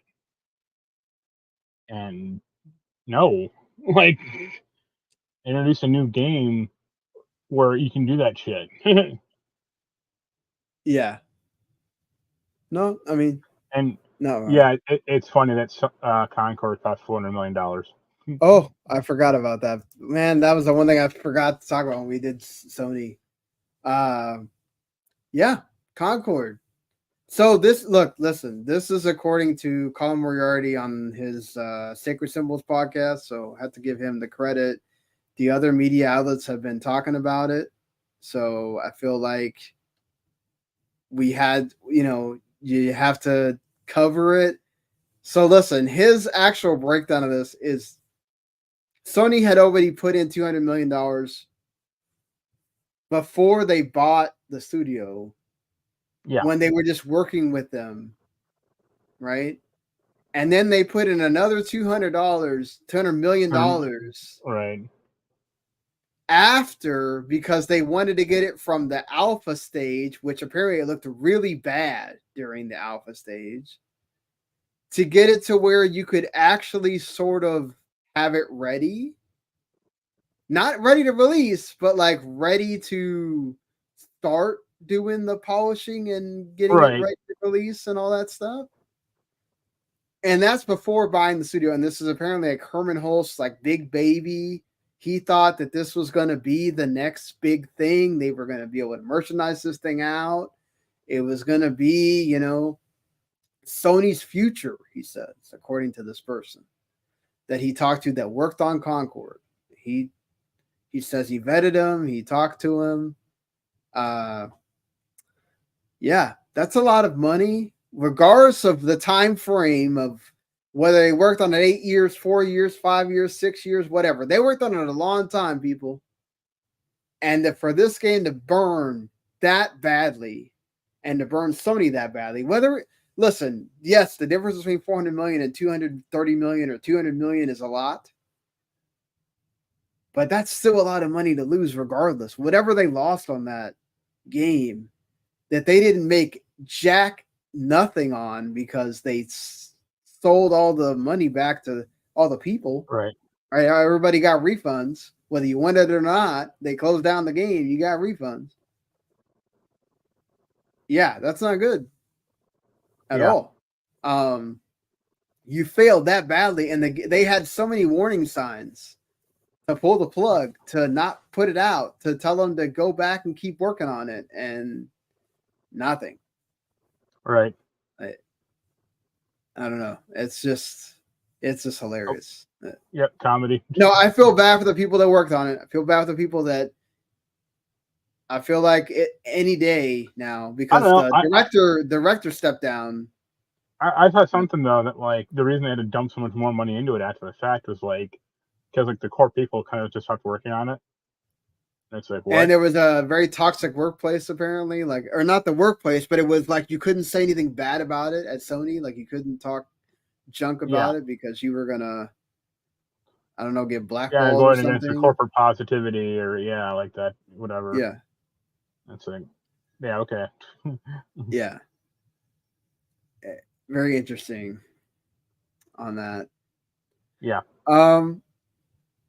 Yeah, so that, I think that's it. After that, we have we've covered kind of everything that was big on news this week. Oh, I did not know that. Now you actually apparently have little things you could. I love how StreamYard just keeps adding stuff all the time. They are really doing it's worth the money you pay for this thing. They keep adding things to it without having to use OBS or whatever. But anyway, moving on to the special topic of the show. The PlayStation 1 had a lot of awesome games, an actual mid-gen refresh, and then an actual like the slim version that was a whole different console. That got to the point where it's so small you could actually like put a TV on it, kind of like the way they have the Series S now, and you could like take it with you. It was the PS1, so it was actually called the PSX in development. They took the X off, and then but people still call it the PSX. Right. And then they actually called it the PS1 with the one spelled out later when they did that small one. I actually had the. Did you have the small one too? I ended up getting the small one at some point. Because I wanted to play, like, that's when I had gone back and bought all the Final Fantasies on PS1, and that's the system I had. So I bought that one. Yeah. What's your story with the PlayStation 1? Like, how did you get it? When did you get it? I don't know. I'm pretty sure we just like bought one from like GameStop. Like I remember like renting the system with my dad a bunch, like from like Blockbuster back in the day. And then I think he just eventually got me one. But like I remember having to go back. We had like the warranty with it, and like we bought like a used PS1. They kept kind of breaking because the spindle sucked in that thing. Yeah. So I got like 2 or 3 eventually, or I just kept swapping them out. Yeah, one of my favorite systems probably. I got that PS1 debug, which is still cool. That is cool. You have games on it, or it's just you can run? No, that is just literally like basically like a mod chip PS1. Okay. I mean, it doesn't have a hard drive or anything, but I got LSD, and that's always cool. I remember I did not know about it, right? Like, we're young at that point. I didn't know about this whole thing with that the PS1s got modded in other countries and you could play basically like any game you wanted burned on the CD. Right. So when I went to Venezuela and was with my cousin there, and he had a PS1, but it was playing like a Pepsi Man that didn't have the cover or anything, right? Yeah, it had a burned CD in it. And then I would go to like the equivalent of the flea market, and you're seeing all kinds of games there, and I'm like, that's crazy. Like, we don't even have those games here, and then like he'd open the case and it's like a burn disc. Right. And I'm like, what is this? You're just selling knockoff? And like, and then that's when my cousin goes, no, dude, man, they have like a burn chip, like a mod chip in them. and they're so easy to do that like almost everybody has them. Everybody that owns a PlayStation has one of those here. Well, And I'm that's just like, because in like wow. Venezuela and South America, like Sony didn't exist basically. So Yeah, that's the only way they exactly. could get So games. for me, the PlayStation was not my console at first. I had the 64 and my dad bought my sister the PlayStation 1. So I was playing Mario and all that, and my sister was playing Crash and Spyro and some of the other games. And then we would kind of share with each other. And then my dad saw me playing with her a lot, so then he bought me a PlayStation. Sure. And of course, that was during when I was super into wrestling, so I had Attitude, All the old Warzone, SmackDown games. the Yeah. WCW, Thunder and Thunder, and but yeah. So my days with the PlayStation aren't glorious. Like from what I had and remember playing, it wasn't like all the awesome games, right? I didn't play a lot of those awesome games until later in life, with whether it was an emulator or just buying them later as an adult when I got to college. Yeah. And I was learning about other older games, and I had a PS2 and so I, those could still play the PS1 games. So I bought all the Final Fantasies that were on PS1, and like Ape Escape and all that. Like I basically went through here's the greatest hits of PlayStation of games that I liked, and I went and bought most of them. Right. And that's how I ended up playing a lot of those games. So yeah, that's the thing is, it was funny. I would get the system, and then my dad would get me like the probably the worst. my dad would always give me like the sports games, and then like for some reason the racing games that I did not care about. So like I had Gran Turismo, and when the PlayStation with PS2, I had. I remember I learned the hard way about like how you don't ever show that you don't like something when somebody gives you a gift. Because he got me Gran Turismo 3 for Christmas, I think it was, or my birthday. I can't remember. My birthday is like a month before Christmas, so sometimes they kind of go together for me. He got me Gran Turismo 3, and I remember I turned to the side of him and was opening up other gifts and stuff like that. And I go, Dad, I don't like this game at all. Like, can you like take back or whatever? And he's like, he looked at me like, you asshole. Like, you know what I'm going to do? He's probably buying it for himself. No, he didn't. Oh, he hates video games. So he didn't get. My brother was. What was he a big car guy though? No, my dad was not a car guy either. He does not give two jumps about cars. He probably was the type of person, the type of parent that goes into a GameStop and goes, "What's the hottest game?" Yeah. Okay, give me that one. And if you go into a GameStop and say, "Oh, it's Vagrant Story," it's Final Fantasy Tactics, they're gonna go, "No, it's Gran Turismo." My brother's the one that bought me Final Fantasy X, and that's how that started with the whole Final Fantasy stuff. But it's actually my brother's birthday today, so happy birthday to my brother. If it wasn't for him, I wouldn't play games at all. He's the one that got me into playing video games. So happy birthday to him. He's 8 years older than me. So I remember playing NES with him on playing Mario and Duck Hunt and stuff like that. So like the PlayStation is a weird. Like I played like Tekken and stuff with my friends' houses and stuff like that. It was a console that like I learned stuff through playing with other people, or the demo discs that came with these things. Like I didn't know what the heck Oddworld was until I got a demo disc. That's what I really remember is like playing. Yeah, like I used to I didn't have a subscription, but I'd always buy OPM magazine that came with a demo disc. Yeah, play games up from that thing. Yeah, I would get my magazines were like EGM. I had Nintendo Powers, and then a Game Informer, because that always. I never had Game Informer before it was not with GameStop, but still, they still had old stuff in there. But so what we're gonna do here is gonna do like a top 10 best PS1 games. You can do it however you want, but I'm guessing all three of us. Randy's list is also included in here, since he's kind of like the third part of the team. He's just not on all the time. And yeah, I'm doing it based off of ones that I spent time playing, right? So like I like Resident Evil now, but I did not like Resident Evil back when the PS1 existed. So those are obviously some of the greatest games on that console, but I've actually never played the original ones of those. I've only played like the remakes. So whereas Randy, on the other hand, that's his favorite franchise aside from Final Fantasy. So I guess we should go ahead and ask the obvious question of how many Final Fantasies are on your list? One for you. Okay. 3 for me, 2 for Randy.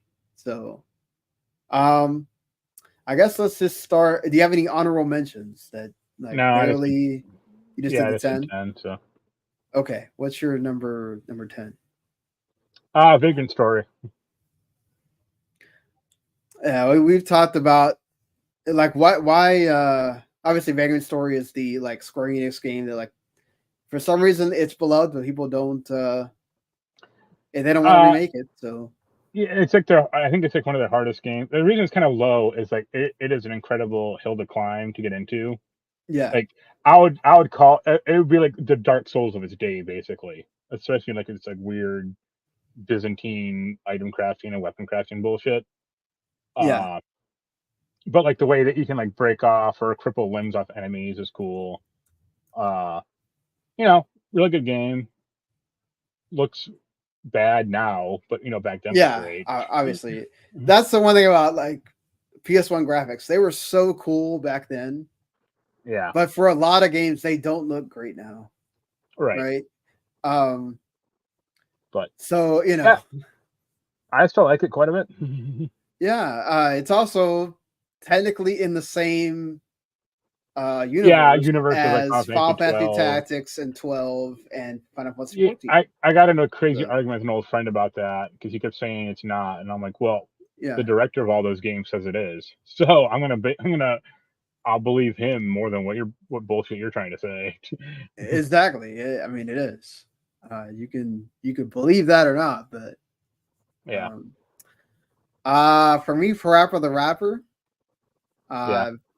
This is one of those games that I rented on a trip to one of the times I went to Colorado to skiing and rented this and had no idea really what I was playing, other than the fact that it had a dog. And I remember a friend telling me, "Oh, you should play this game where this dog raps or whatever." And then I played it and I was like, "This is cool." Like I like the fact that I have to do this stuff with it. I didn't realize that I ended up liking rhythm games till later, but I really loved this game. Like I remember playing with my sister. We kept taking turns, just trying to beat the next level, whatever. And obviously the Master Onion guy. Right. Didn't know it was a Japan studio game for a long time, but still, this was a game like I have fond memories of. So my number 10. Sure. What was your? I should mention. Hold on. Yeah, Randy's number 10 is Final Fantasy 8. Look, we all know what Final Fantasy 8 is. I don't think we need to talk about it much. I mean, it's the redheaded stepchild of the 3 PS1 Final Fantasy games, obviously, but it's still beloved, and it's gone on to have its characters be in Kingdom Hearts and everything else. So it was a great game for its time, though. Like it actually was the one that made you realize what Final Fantasy could look like on PS1, because obviously 7 still had the blocky looking graphics and all that stuff. 8, the characters actually look really good, even outside of the cutscenes and stuff. And the cutscenes, they looked even more awesome than the ones in 7. Obviously the junction system is not everybody's favorite thing, but you got triple triad, so yeah, there's that. He also had honorable mentions of Spyro, the first Spyro, Gran Turismo 2, Ape Escape, and one of your favorite games, Tomba. So, yeah, that comes up later on my list. So, number 9 for him is Tony Hawk 2. I'm sure you probably have that a lot higher. No. So, I am my list at all, actually. So, oh, you didn't have Tony Hawk? Okay. It's a great game. I mean, yeah. Obviously, you got to start somewhere, and those early Tony Hawks were still just as good. I mean, I think people remember the other ones more, but number 9 for me is another Japan studio game, Ape Escape. That level, when I watched the Jeff Gertzman thing where he's playing Astrobot and he kind of gets teary-eyed when he's playing the Ape Escape level, and I kind of had similar feelings too playing. And then you realize they haven't made Ape Escape since 2002. Yeah, no, they haven't. It made me feel like that's the thing that makes me sad about. Like, that game is a wonderful celebration of gaming, but it's also like really sad to make you think about like how many of those damn games do not exist anymore. And it's like, yes, I can go play them on the PSN. You can go play Ape Escape right now on PSN, but it's like it's not the same, man. It's not the same.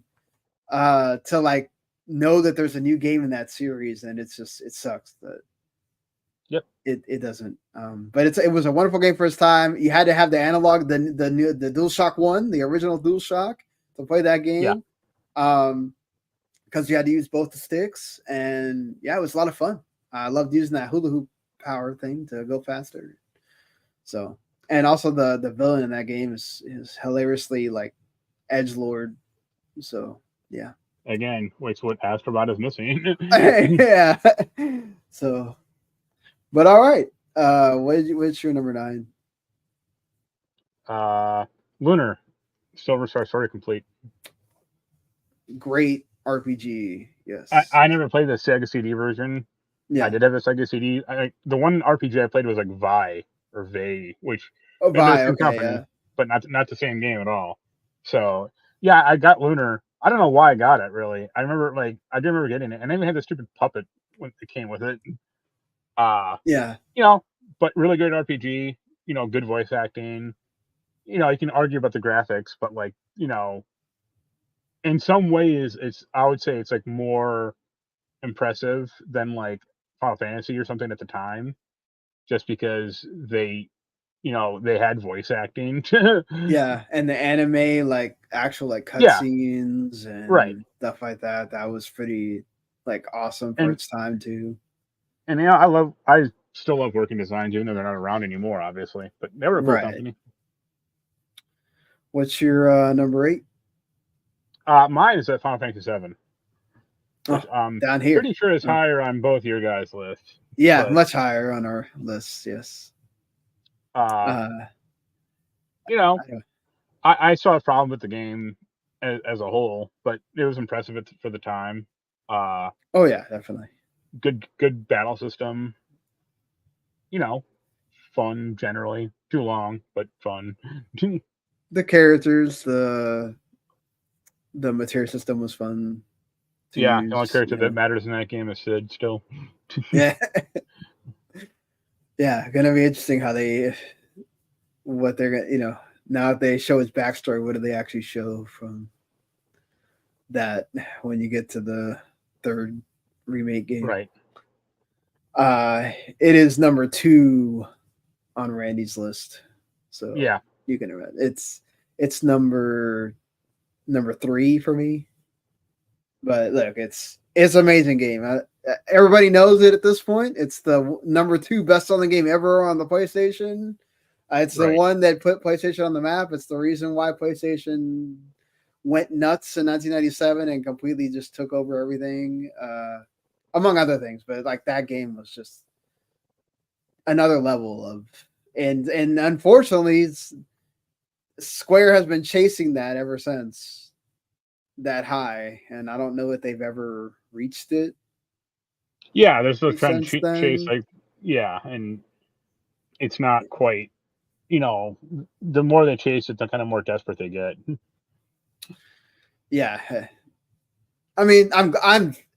Trust me. Look, a remake has made it to where I think 7 would be a lot lower for me if it wasn't for remake, because I've gone back and played that a bunch, times and enjoyed a lot more now that I have a greater appreciation for those characters because of the remake games. But,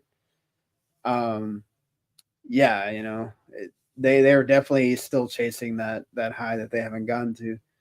Randy's number 8 is Resident Evil 1. Obviously, it's like a game changer when that came out because the perspective that not necessarily the controls, even though we didn't know there was any better at that time. Right. But it was still like it's such a like cool thing to see. That really made survival horror be a genre that perhaps existed previous to that, but it's kind of like saying Jumping Flash did something for the 3D platforming. It's like Resident Evil made it to where we could think about a game like that and have survival horror. And obviously they, 2 surpassed that in every way, but Resident Evil 1 was just awesome first time. Do you have any of the Resident Evils on your? Nope. No, okay. Okay. Oh no, wait. I do have Resident Evil 2, so. Okay. We'll talk about that later.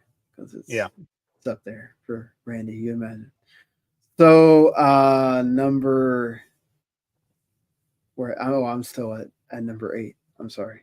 The original Wipeout, because that's the one that I had the most fondest memories of. I'm sure some of the ones that came after are technically maybe better than it, but yeah, man, look, go ahead. I hate Wipeout. You do? You hate it? It's not like I want to like it because it's like these ships look cool and this game looks all right, but like I don't like playing it at all, especially that like air brake shit.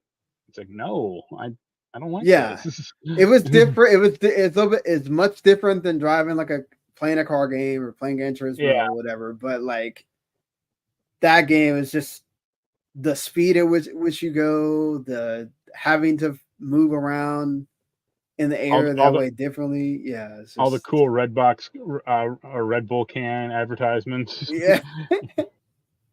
I just like the look of them as well. Obviously, F-Zero. Yeah, that came first. That came first, but like Wipeout was really cool, and then the soundtrack also was. I still remember like some songs from. See, I like it was derivative of Wipeout, but there's a game called Roll Cage. That's one I really liked. Okay, fair enough. I am on list Tyler. So.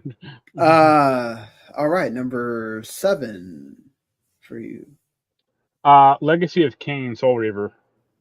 Okay, I was wondering if you're gonna put that. Yeah, that's a really cool game that has a very fatal flaw where it doesn't have a map or a journal system. So, if you stop playing for like a week, you're screwed because you have no idea what to do. Yep. But I think it's a really good. It looks really good even now. Technically, like no load times. I like the kind of the dual world setup. Great soundtrack, good character, or good story. So, I like it. It's kind of a shame that like all the other projects have not been great, but yeah, it's one of those, man, that like you have to. It sucks that they haven't ever thought about what doesn't Embracer owns it, right? Yeah, okay. Right. Like, didn't they say they were thinking about? They're thinking, like. There was some rumor that they're gonna make an HD remaster of 1 and 2, or like something. I mean, why not? Yeah. Number 7 for Randy is Suikoden. Okay. That's on the second one's on my list, not the first one. Okay. Yeah, I mean, hey, it's part of that collection for Konami coming out. Yeah.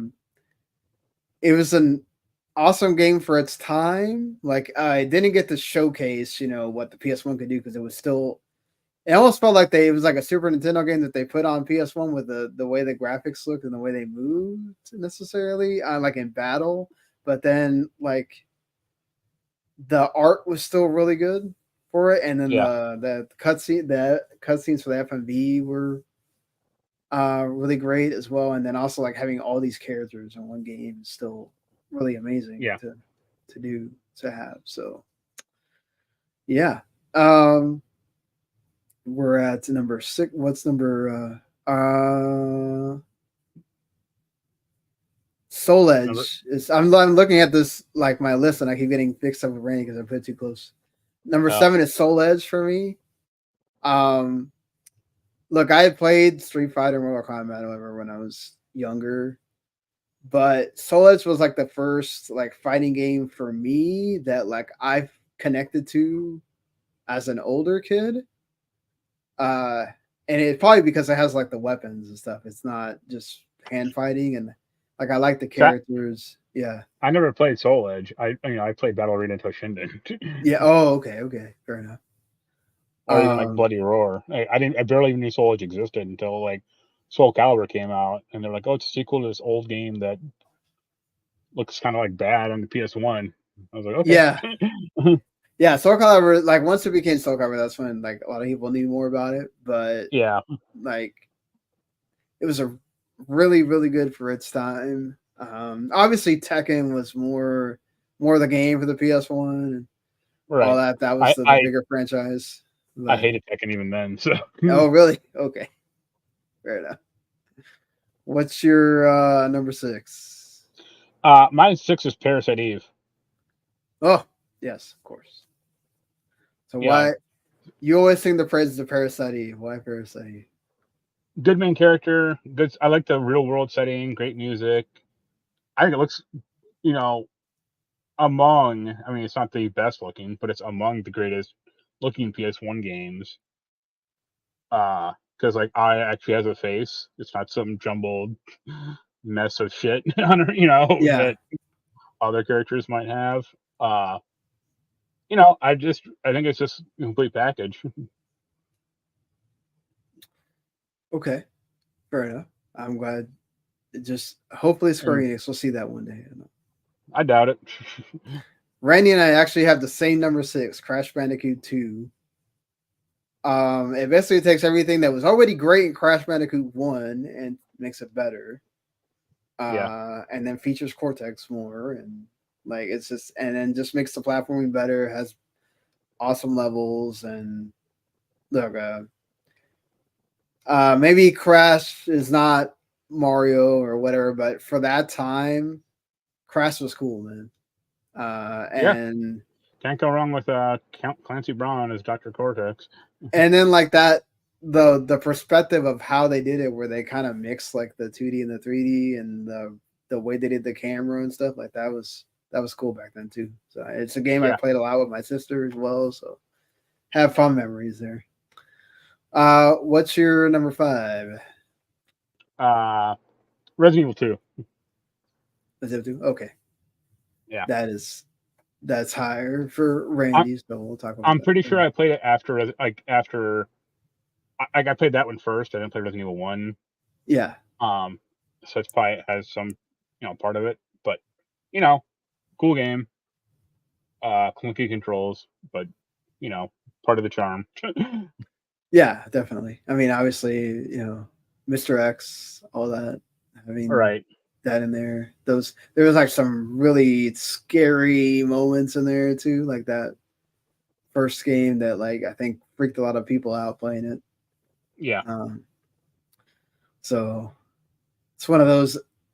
It's number 1 for Randy. So, this is like one of Randy's favorite franchises. So definitely doesn't surprise me there that it's number 1 for him. So yeah, but for me, my number 5 is Chrono Cross. Obviously Chrono Trigger, but the Chrono Trigger is different, in a different league compared to Chrono Cross. But the music in this game is awesome still. The battle system is actually interesting for what it tries to do for that time. I liked the way that worked. Having all the different characters.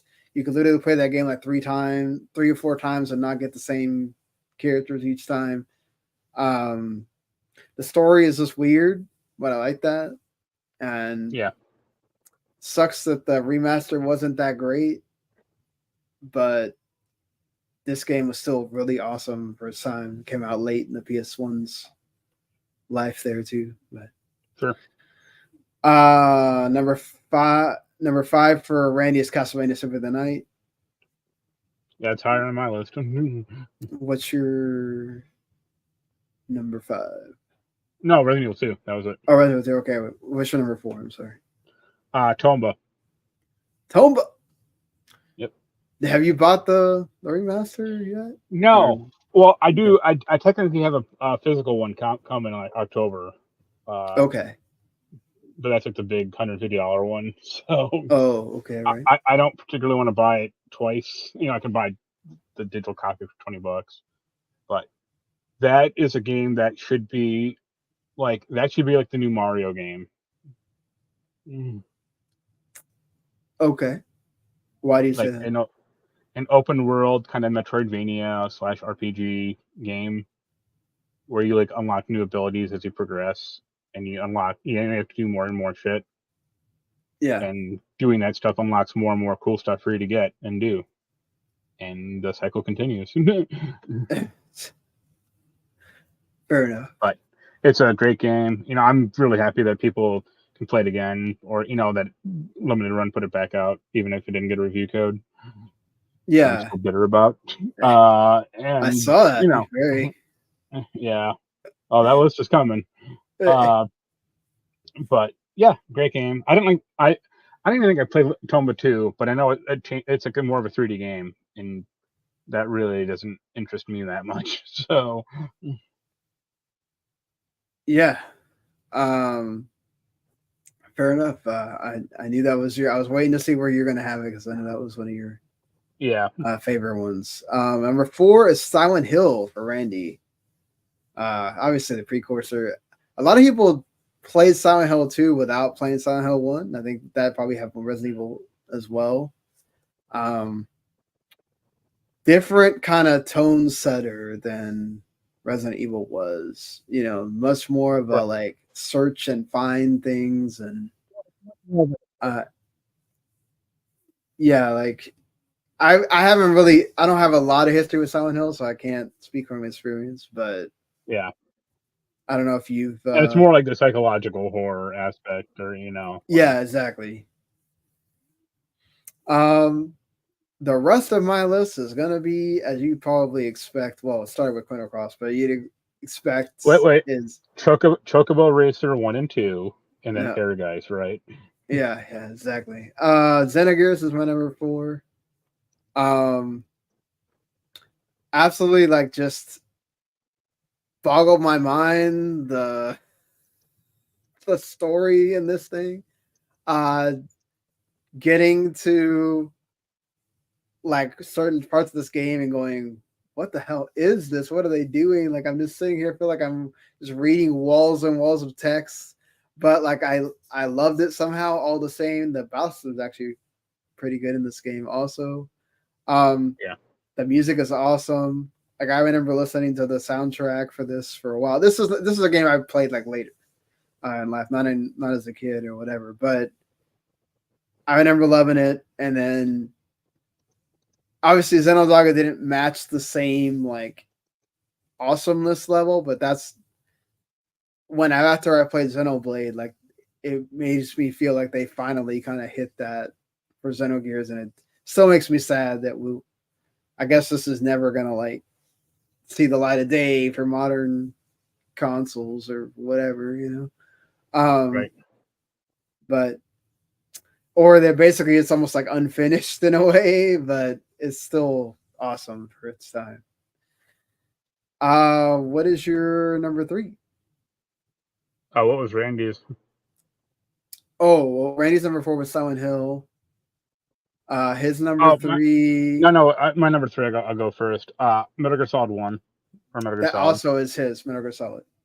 Yeah, I know both of y'all love that series a lot, so you can get in that Volume 1 collection. I got it. Yeah, I haven't even opened that collection up yet, but one of these for people that maybe so like now that we have that collection, right, that it could introduce people to that game like me, perchance, that like it's always one of those games that like, oh, you need to play this, and then I never do, because I'm not like a huge stealth person. Yeah, like, why is this game awesome? Or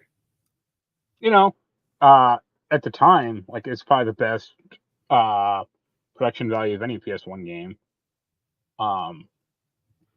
Good, intelligent stealth mechanics, or like stuff that no other game was doing, like footprints in the snow and shit like that. Right. A kind of a wonky story, but semi-believable. Great characters, good gameplay. Just did like a lot of really good stuff. Yeah.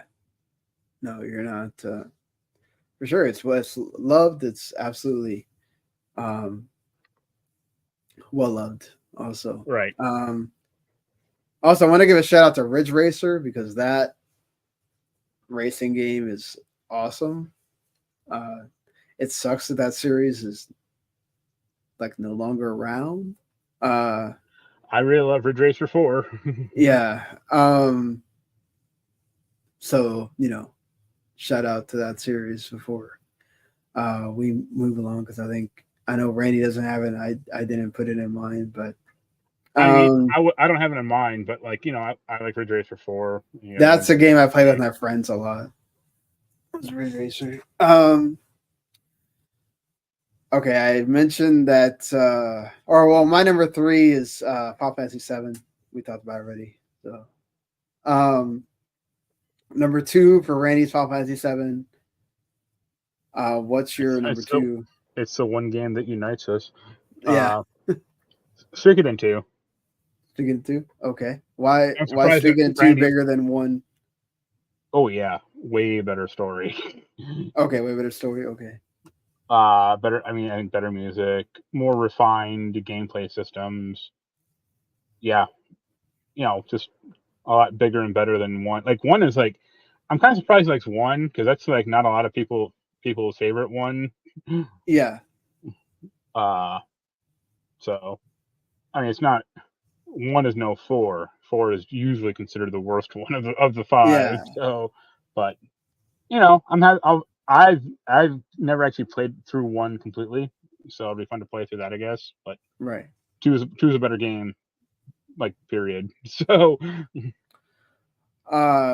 number 2 for me is Final Fantasy Tactics. So, like I said, if that somehow gets announced at that State of Play, I'll go nuts. Supposedly they're working on it, but yeah, I mean, it was awesome for its time. Like, and then I haven't played that PSC remaster or whatever, but that's apparently somehow makes it even better. I did play the Game Boy games also, at some point, the GBA ones, but right. like just being able to use Final Fantasy characters, even though they're not the ones from games, it's obviously Cloud is in there as a hidden character or whatever, but like getting to experiment with all the jobs and like that was like my first like strategy RPG experience, and then it's not like my favorite genre or whatever. Like I'm not big on Fire Emblem, but I guess that's also why like I got into the Squire games and stuff like that is because of tactics. Like just I think Tactics, Final Fantasy Tactics does a pretty good job of being approachable. Yeah. That Disgaea doesn't do. Right. Especially as the later it's just gone on because it involves that. Yeah, because it just get more and more crazy and more bogged down with bullshit. I was like, what is going on here? Like, yeah, like after 2, that's where I kind of got lost. Where I'm just like, okay, I'm just buying these games because of the name because I'm not really enjoying it that much now. But no, Tactics is amazing, and really hope that remaster comes because I want more people to be able to experience that, and maybe we'll get a proper Tactics 2, even though the GBA games were still really good. All right, for their time. Number 1 for Randy's Resident Evil 2. I think everybody can probably guess what number 1 is. Final Fantasy 9. I've talked about that game a million times. I feel like my favorite cast of characters.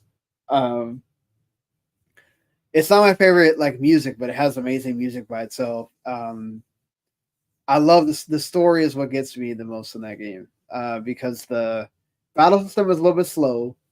it definitely does benefit from you being able to play it now, like fast forward through it, because like it takes forever Right. to do moves in that game. But just That's kind of how I feel a yeah, lot about Final Fantasy 16.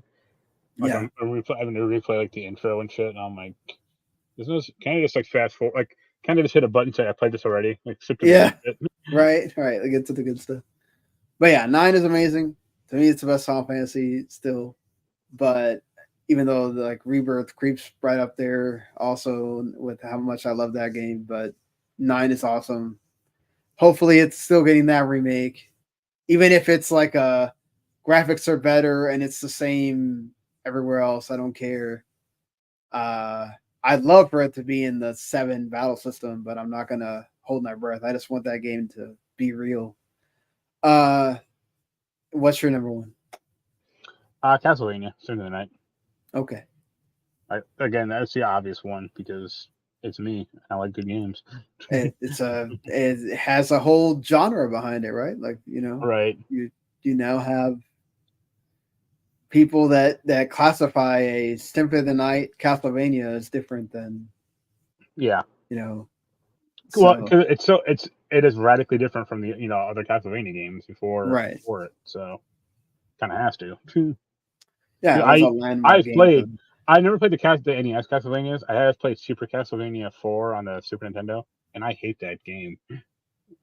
Yeah, with like a passion. So I don't know how I got into Symphony of the Night. A friend of mine named Cat and he like lent it to me or something, but like played it and loved it. So I'm like, cool, I can fall down a pit and I don't die, as opposed That's to the Super important part. Castlevania where you fall down a pit and then you die. And I'm like, well, this ain't cool. All right, that wraps it up for our top 10 PlayStation games, PS1 games of all time. What are your top 10 PS1 games? You can put it in the comments on YouTube, or hit us up on Twitter at Humanity Plague, at WTimSean, at Randy Isbell if you want to hit up Randy with his list.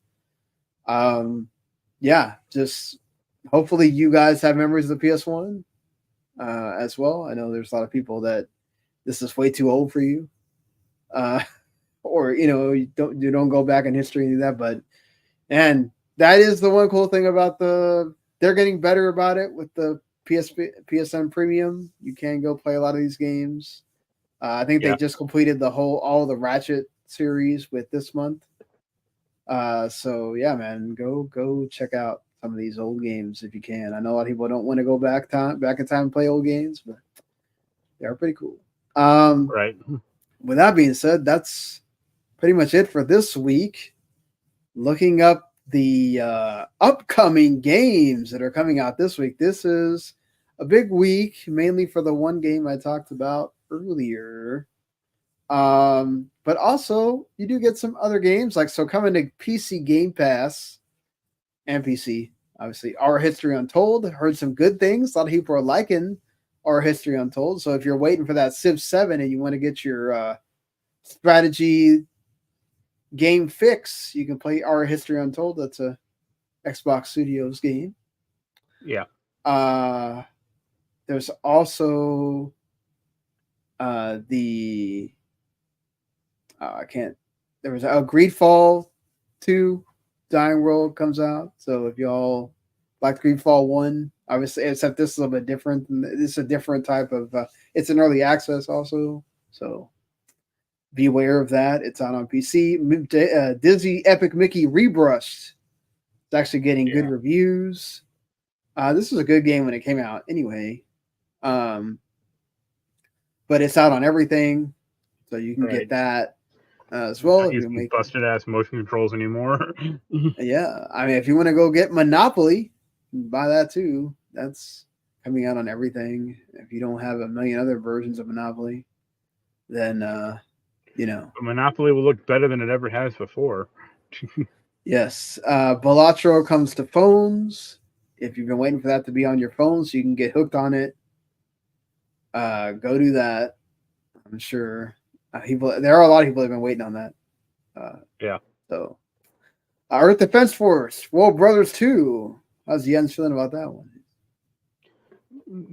Nothing, because he doesn't play games anymore. Practically. Okay. Unless Dragon Ball. Unless they're he buys the systems, but not to play the games. Okay. Right, exactly. He buys the systems as like a glorified 4K player, and that's about it. Fair enough. Fair enough. Of But course, we are gonna be yeah. we are gonna be playing that Remnant 2 DLC hitting this week. So Okay. Okay. Cool. Cool. That Night Slashers remake also coming out on the 26th. yeah, Go check that out if you're a fan of the Night Slashers game. Of course, the big game everybody's waiting on, Legend of Zelda: Echoes of Wisdom, where you play as Zelda and get to have magical different items that you can then use. I'm still thinking about it. I don't know. I might wait for reviews just to see, Yeah, I'm sure that they're going to be out of this world or whatever. You know how that goes. Right. But we'll see. I wonder. I think that they're going to be probably pretty good anyway. Just I'm thinking about if I want to or not. Worms Armageddon Anniversary Edition also comes out. Were you a big fan of the Worms? No, I've got a friend, Ben, who's like Worms fan #1, and I've tried to play Worms, and I'm like, oh man, I just don't like this at all. Like, that was one of the games that like my friends used to play a lot when we'd have these summer parties as kids, and I just never got it. Like I never understood what the big deal. I was over there like playing Halo or something else, and they're like over there playing Worms. And I'm like, I don't get what the deal is with this, but I'm glad y'all are having fun. That's how I always looked at that game or those games. NHL 25 also comes to your consoles, Series X and PS5. Reynatus, which is the newest NIS joint. This also has Hamaguchi-san, of course, the man behind Final Fantasy VII Rebirth's story. Did some of the story for Reynatus as well, and also Katase is involved in this too.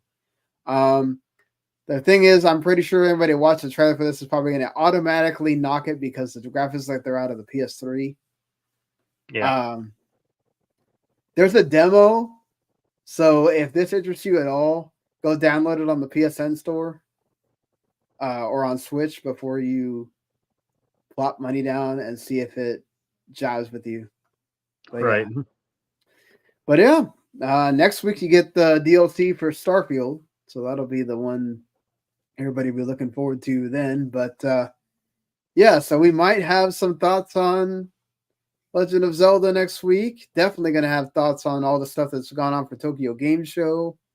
Whatever they announced at the State of Play and everything else.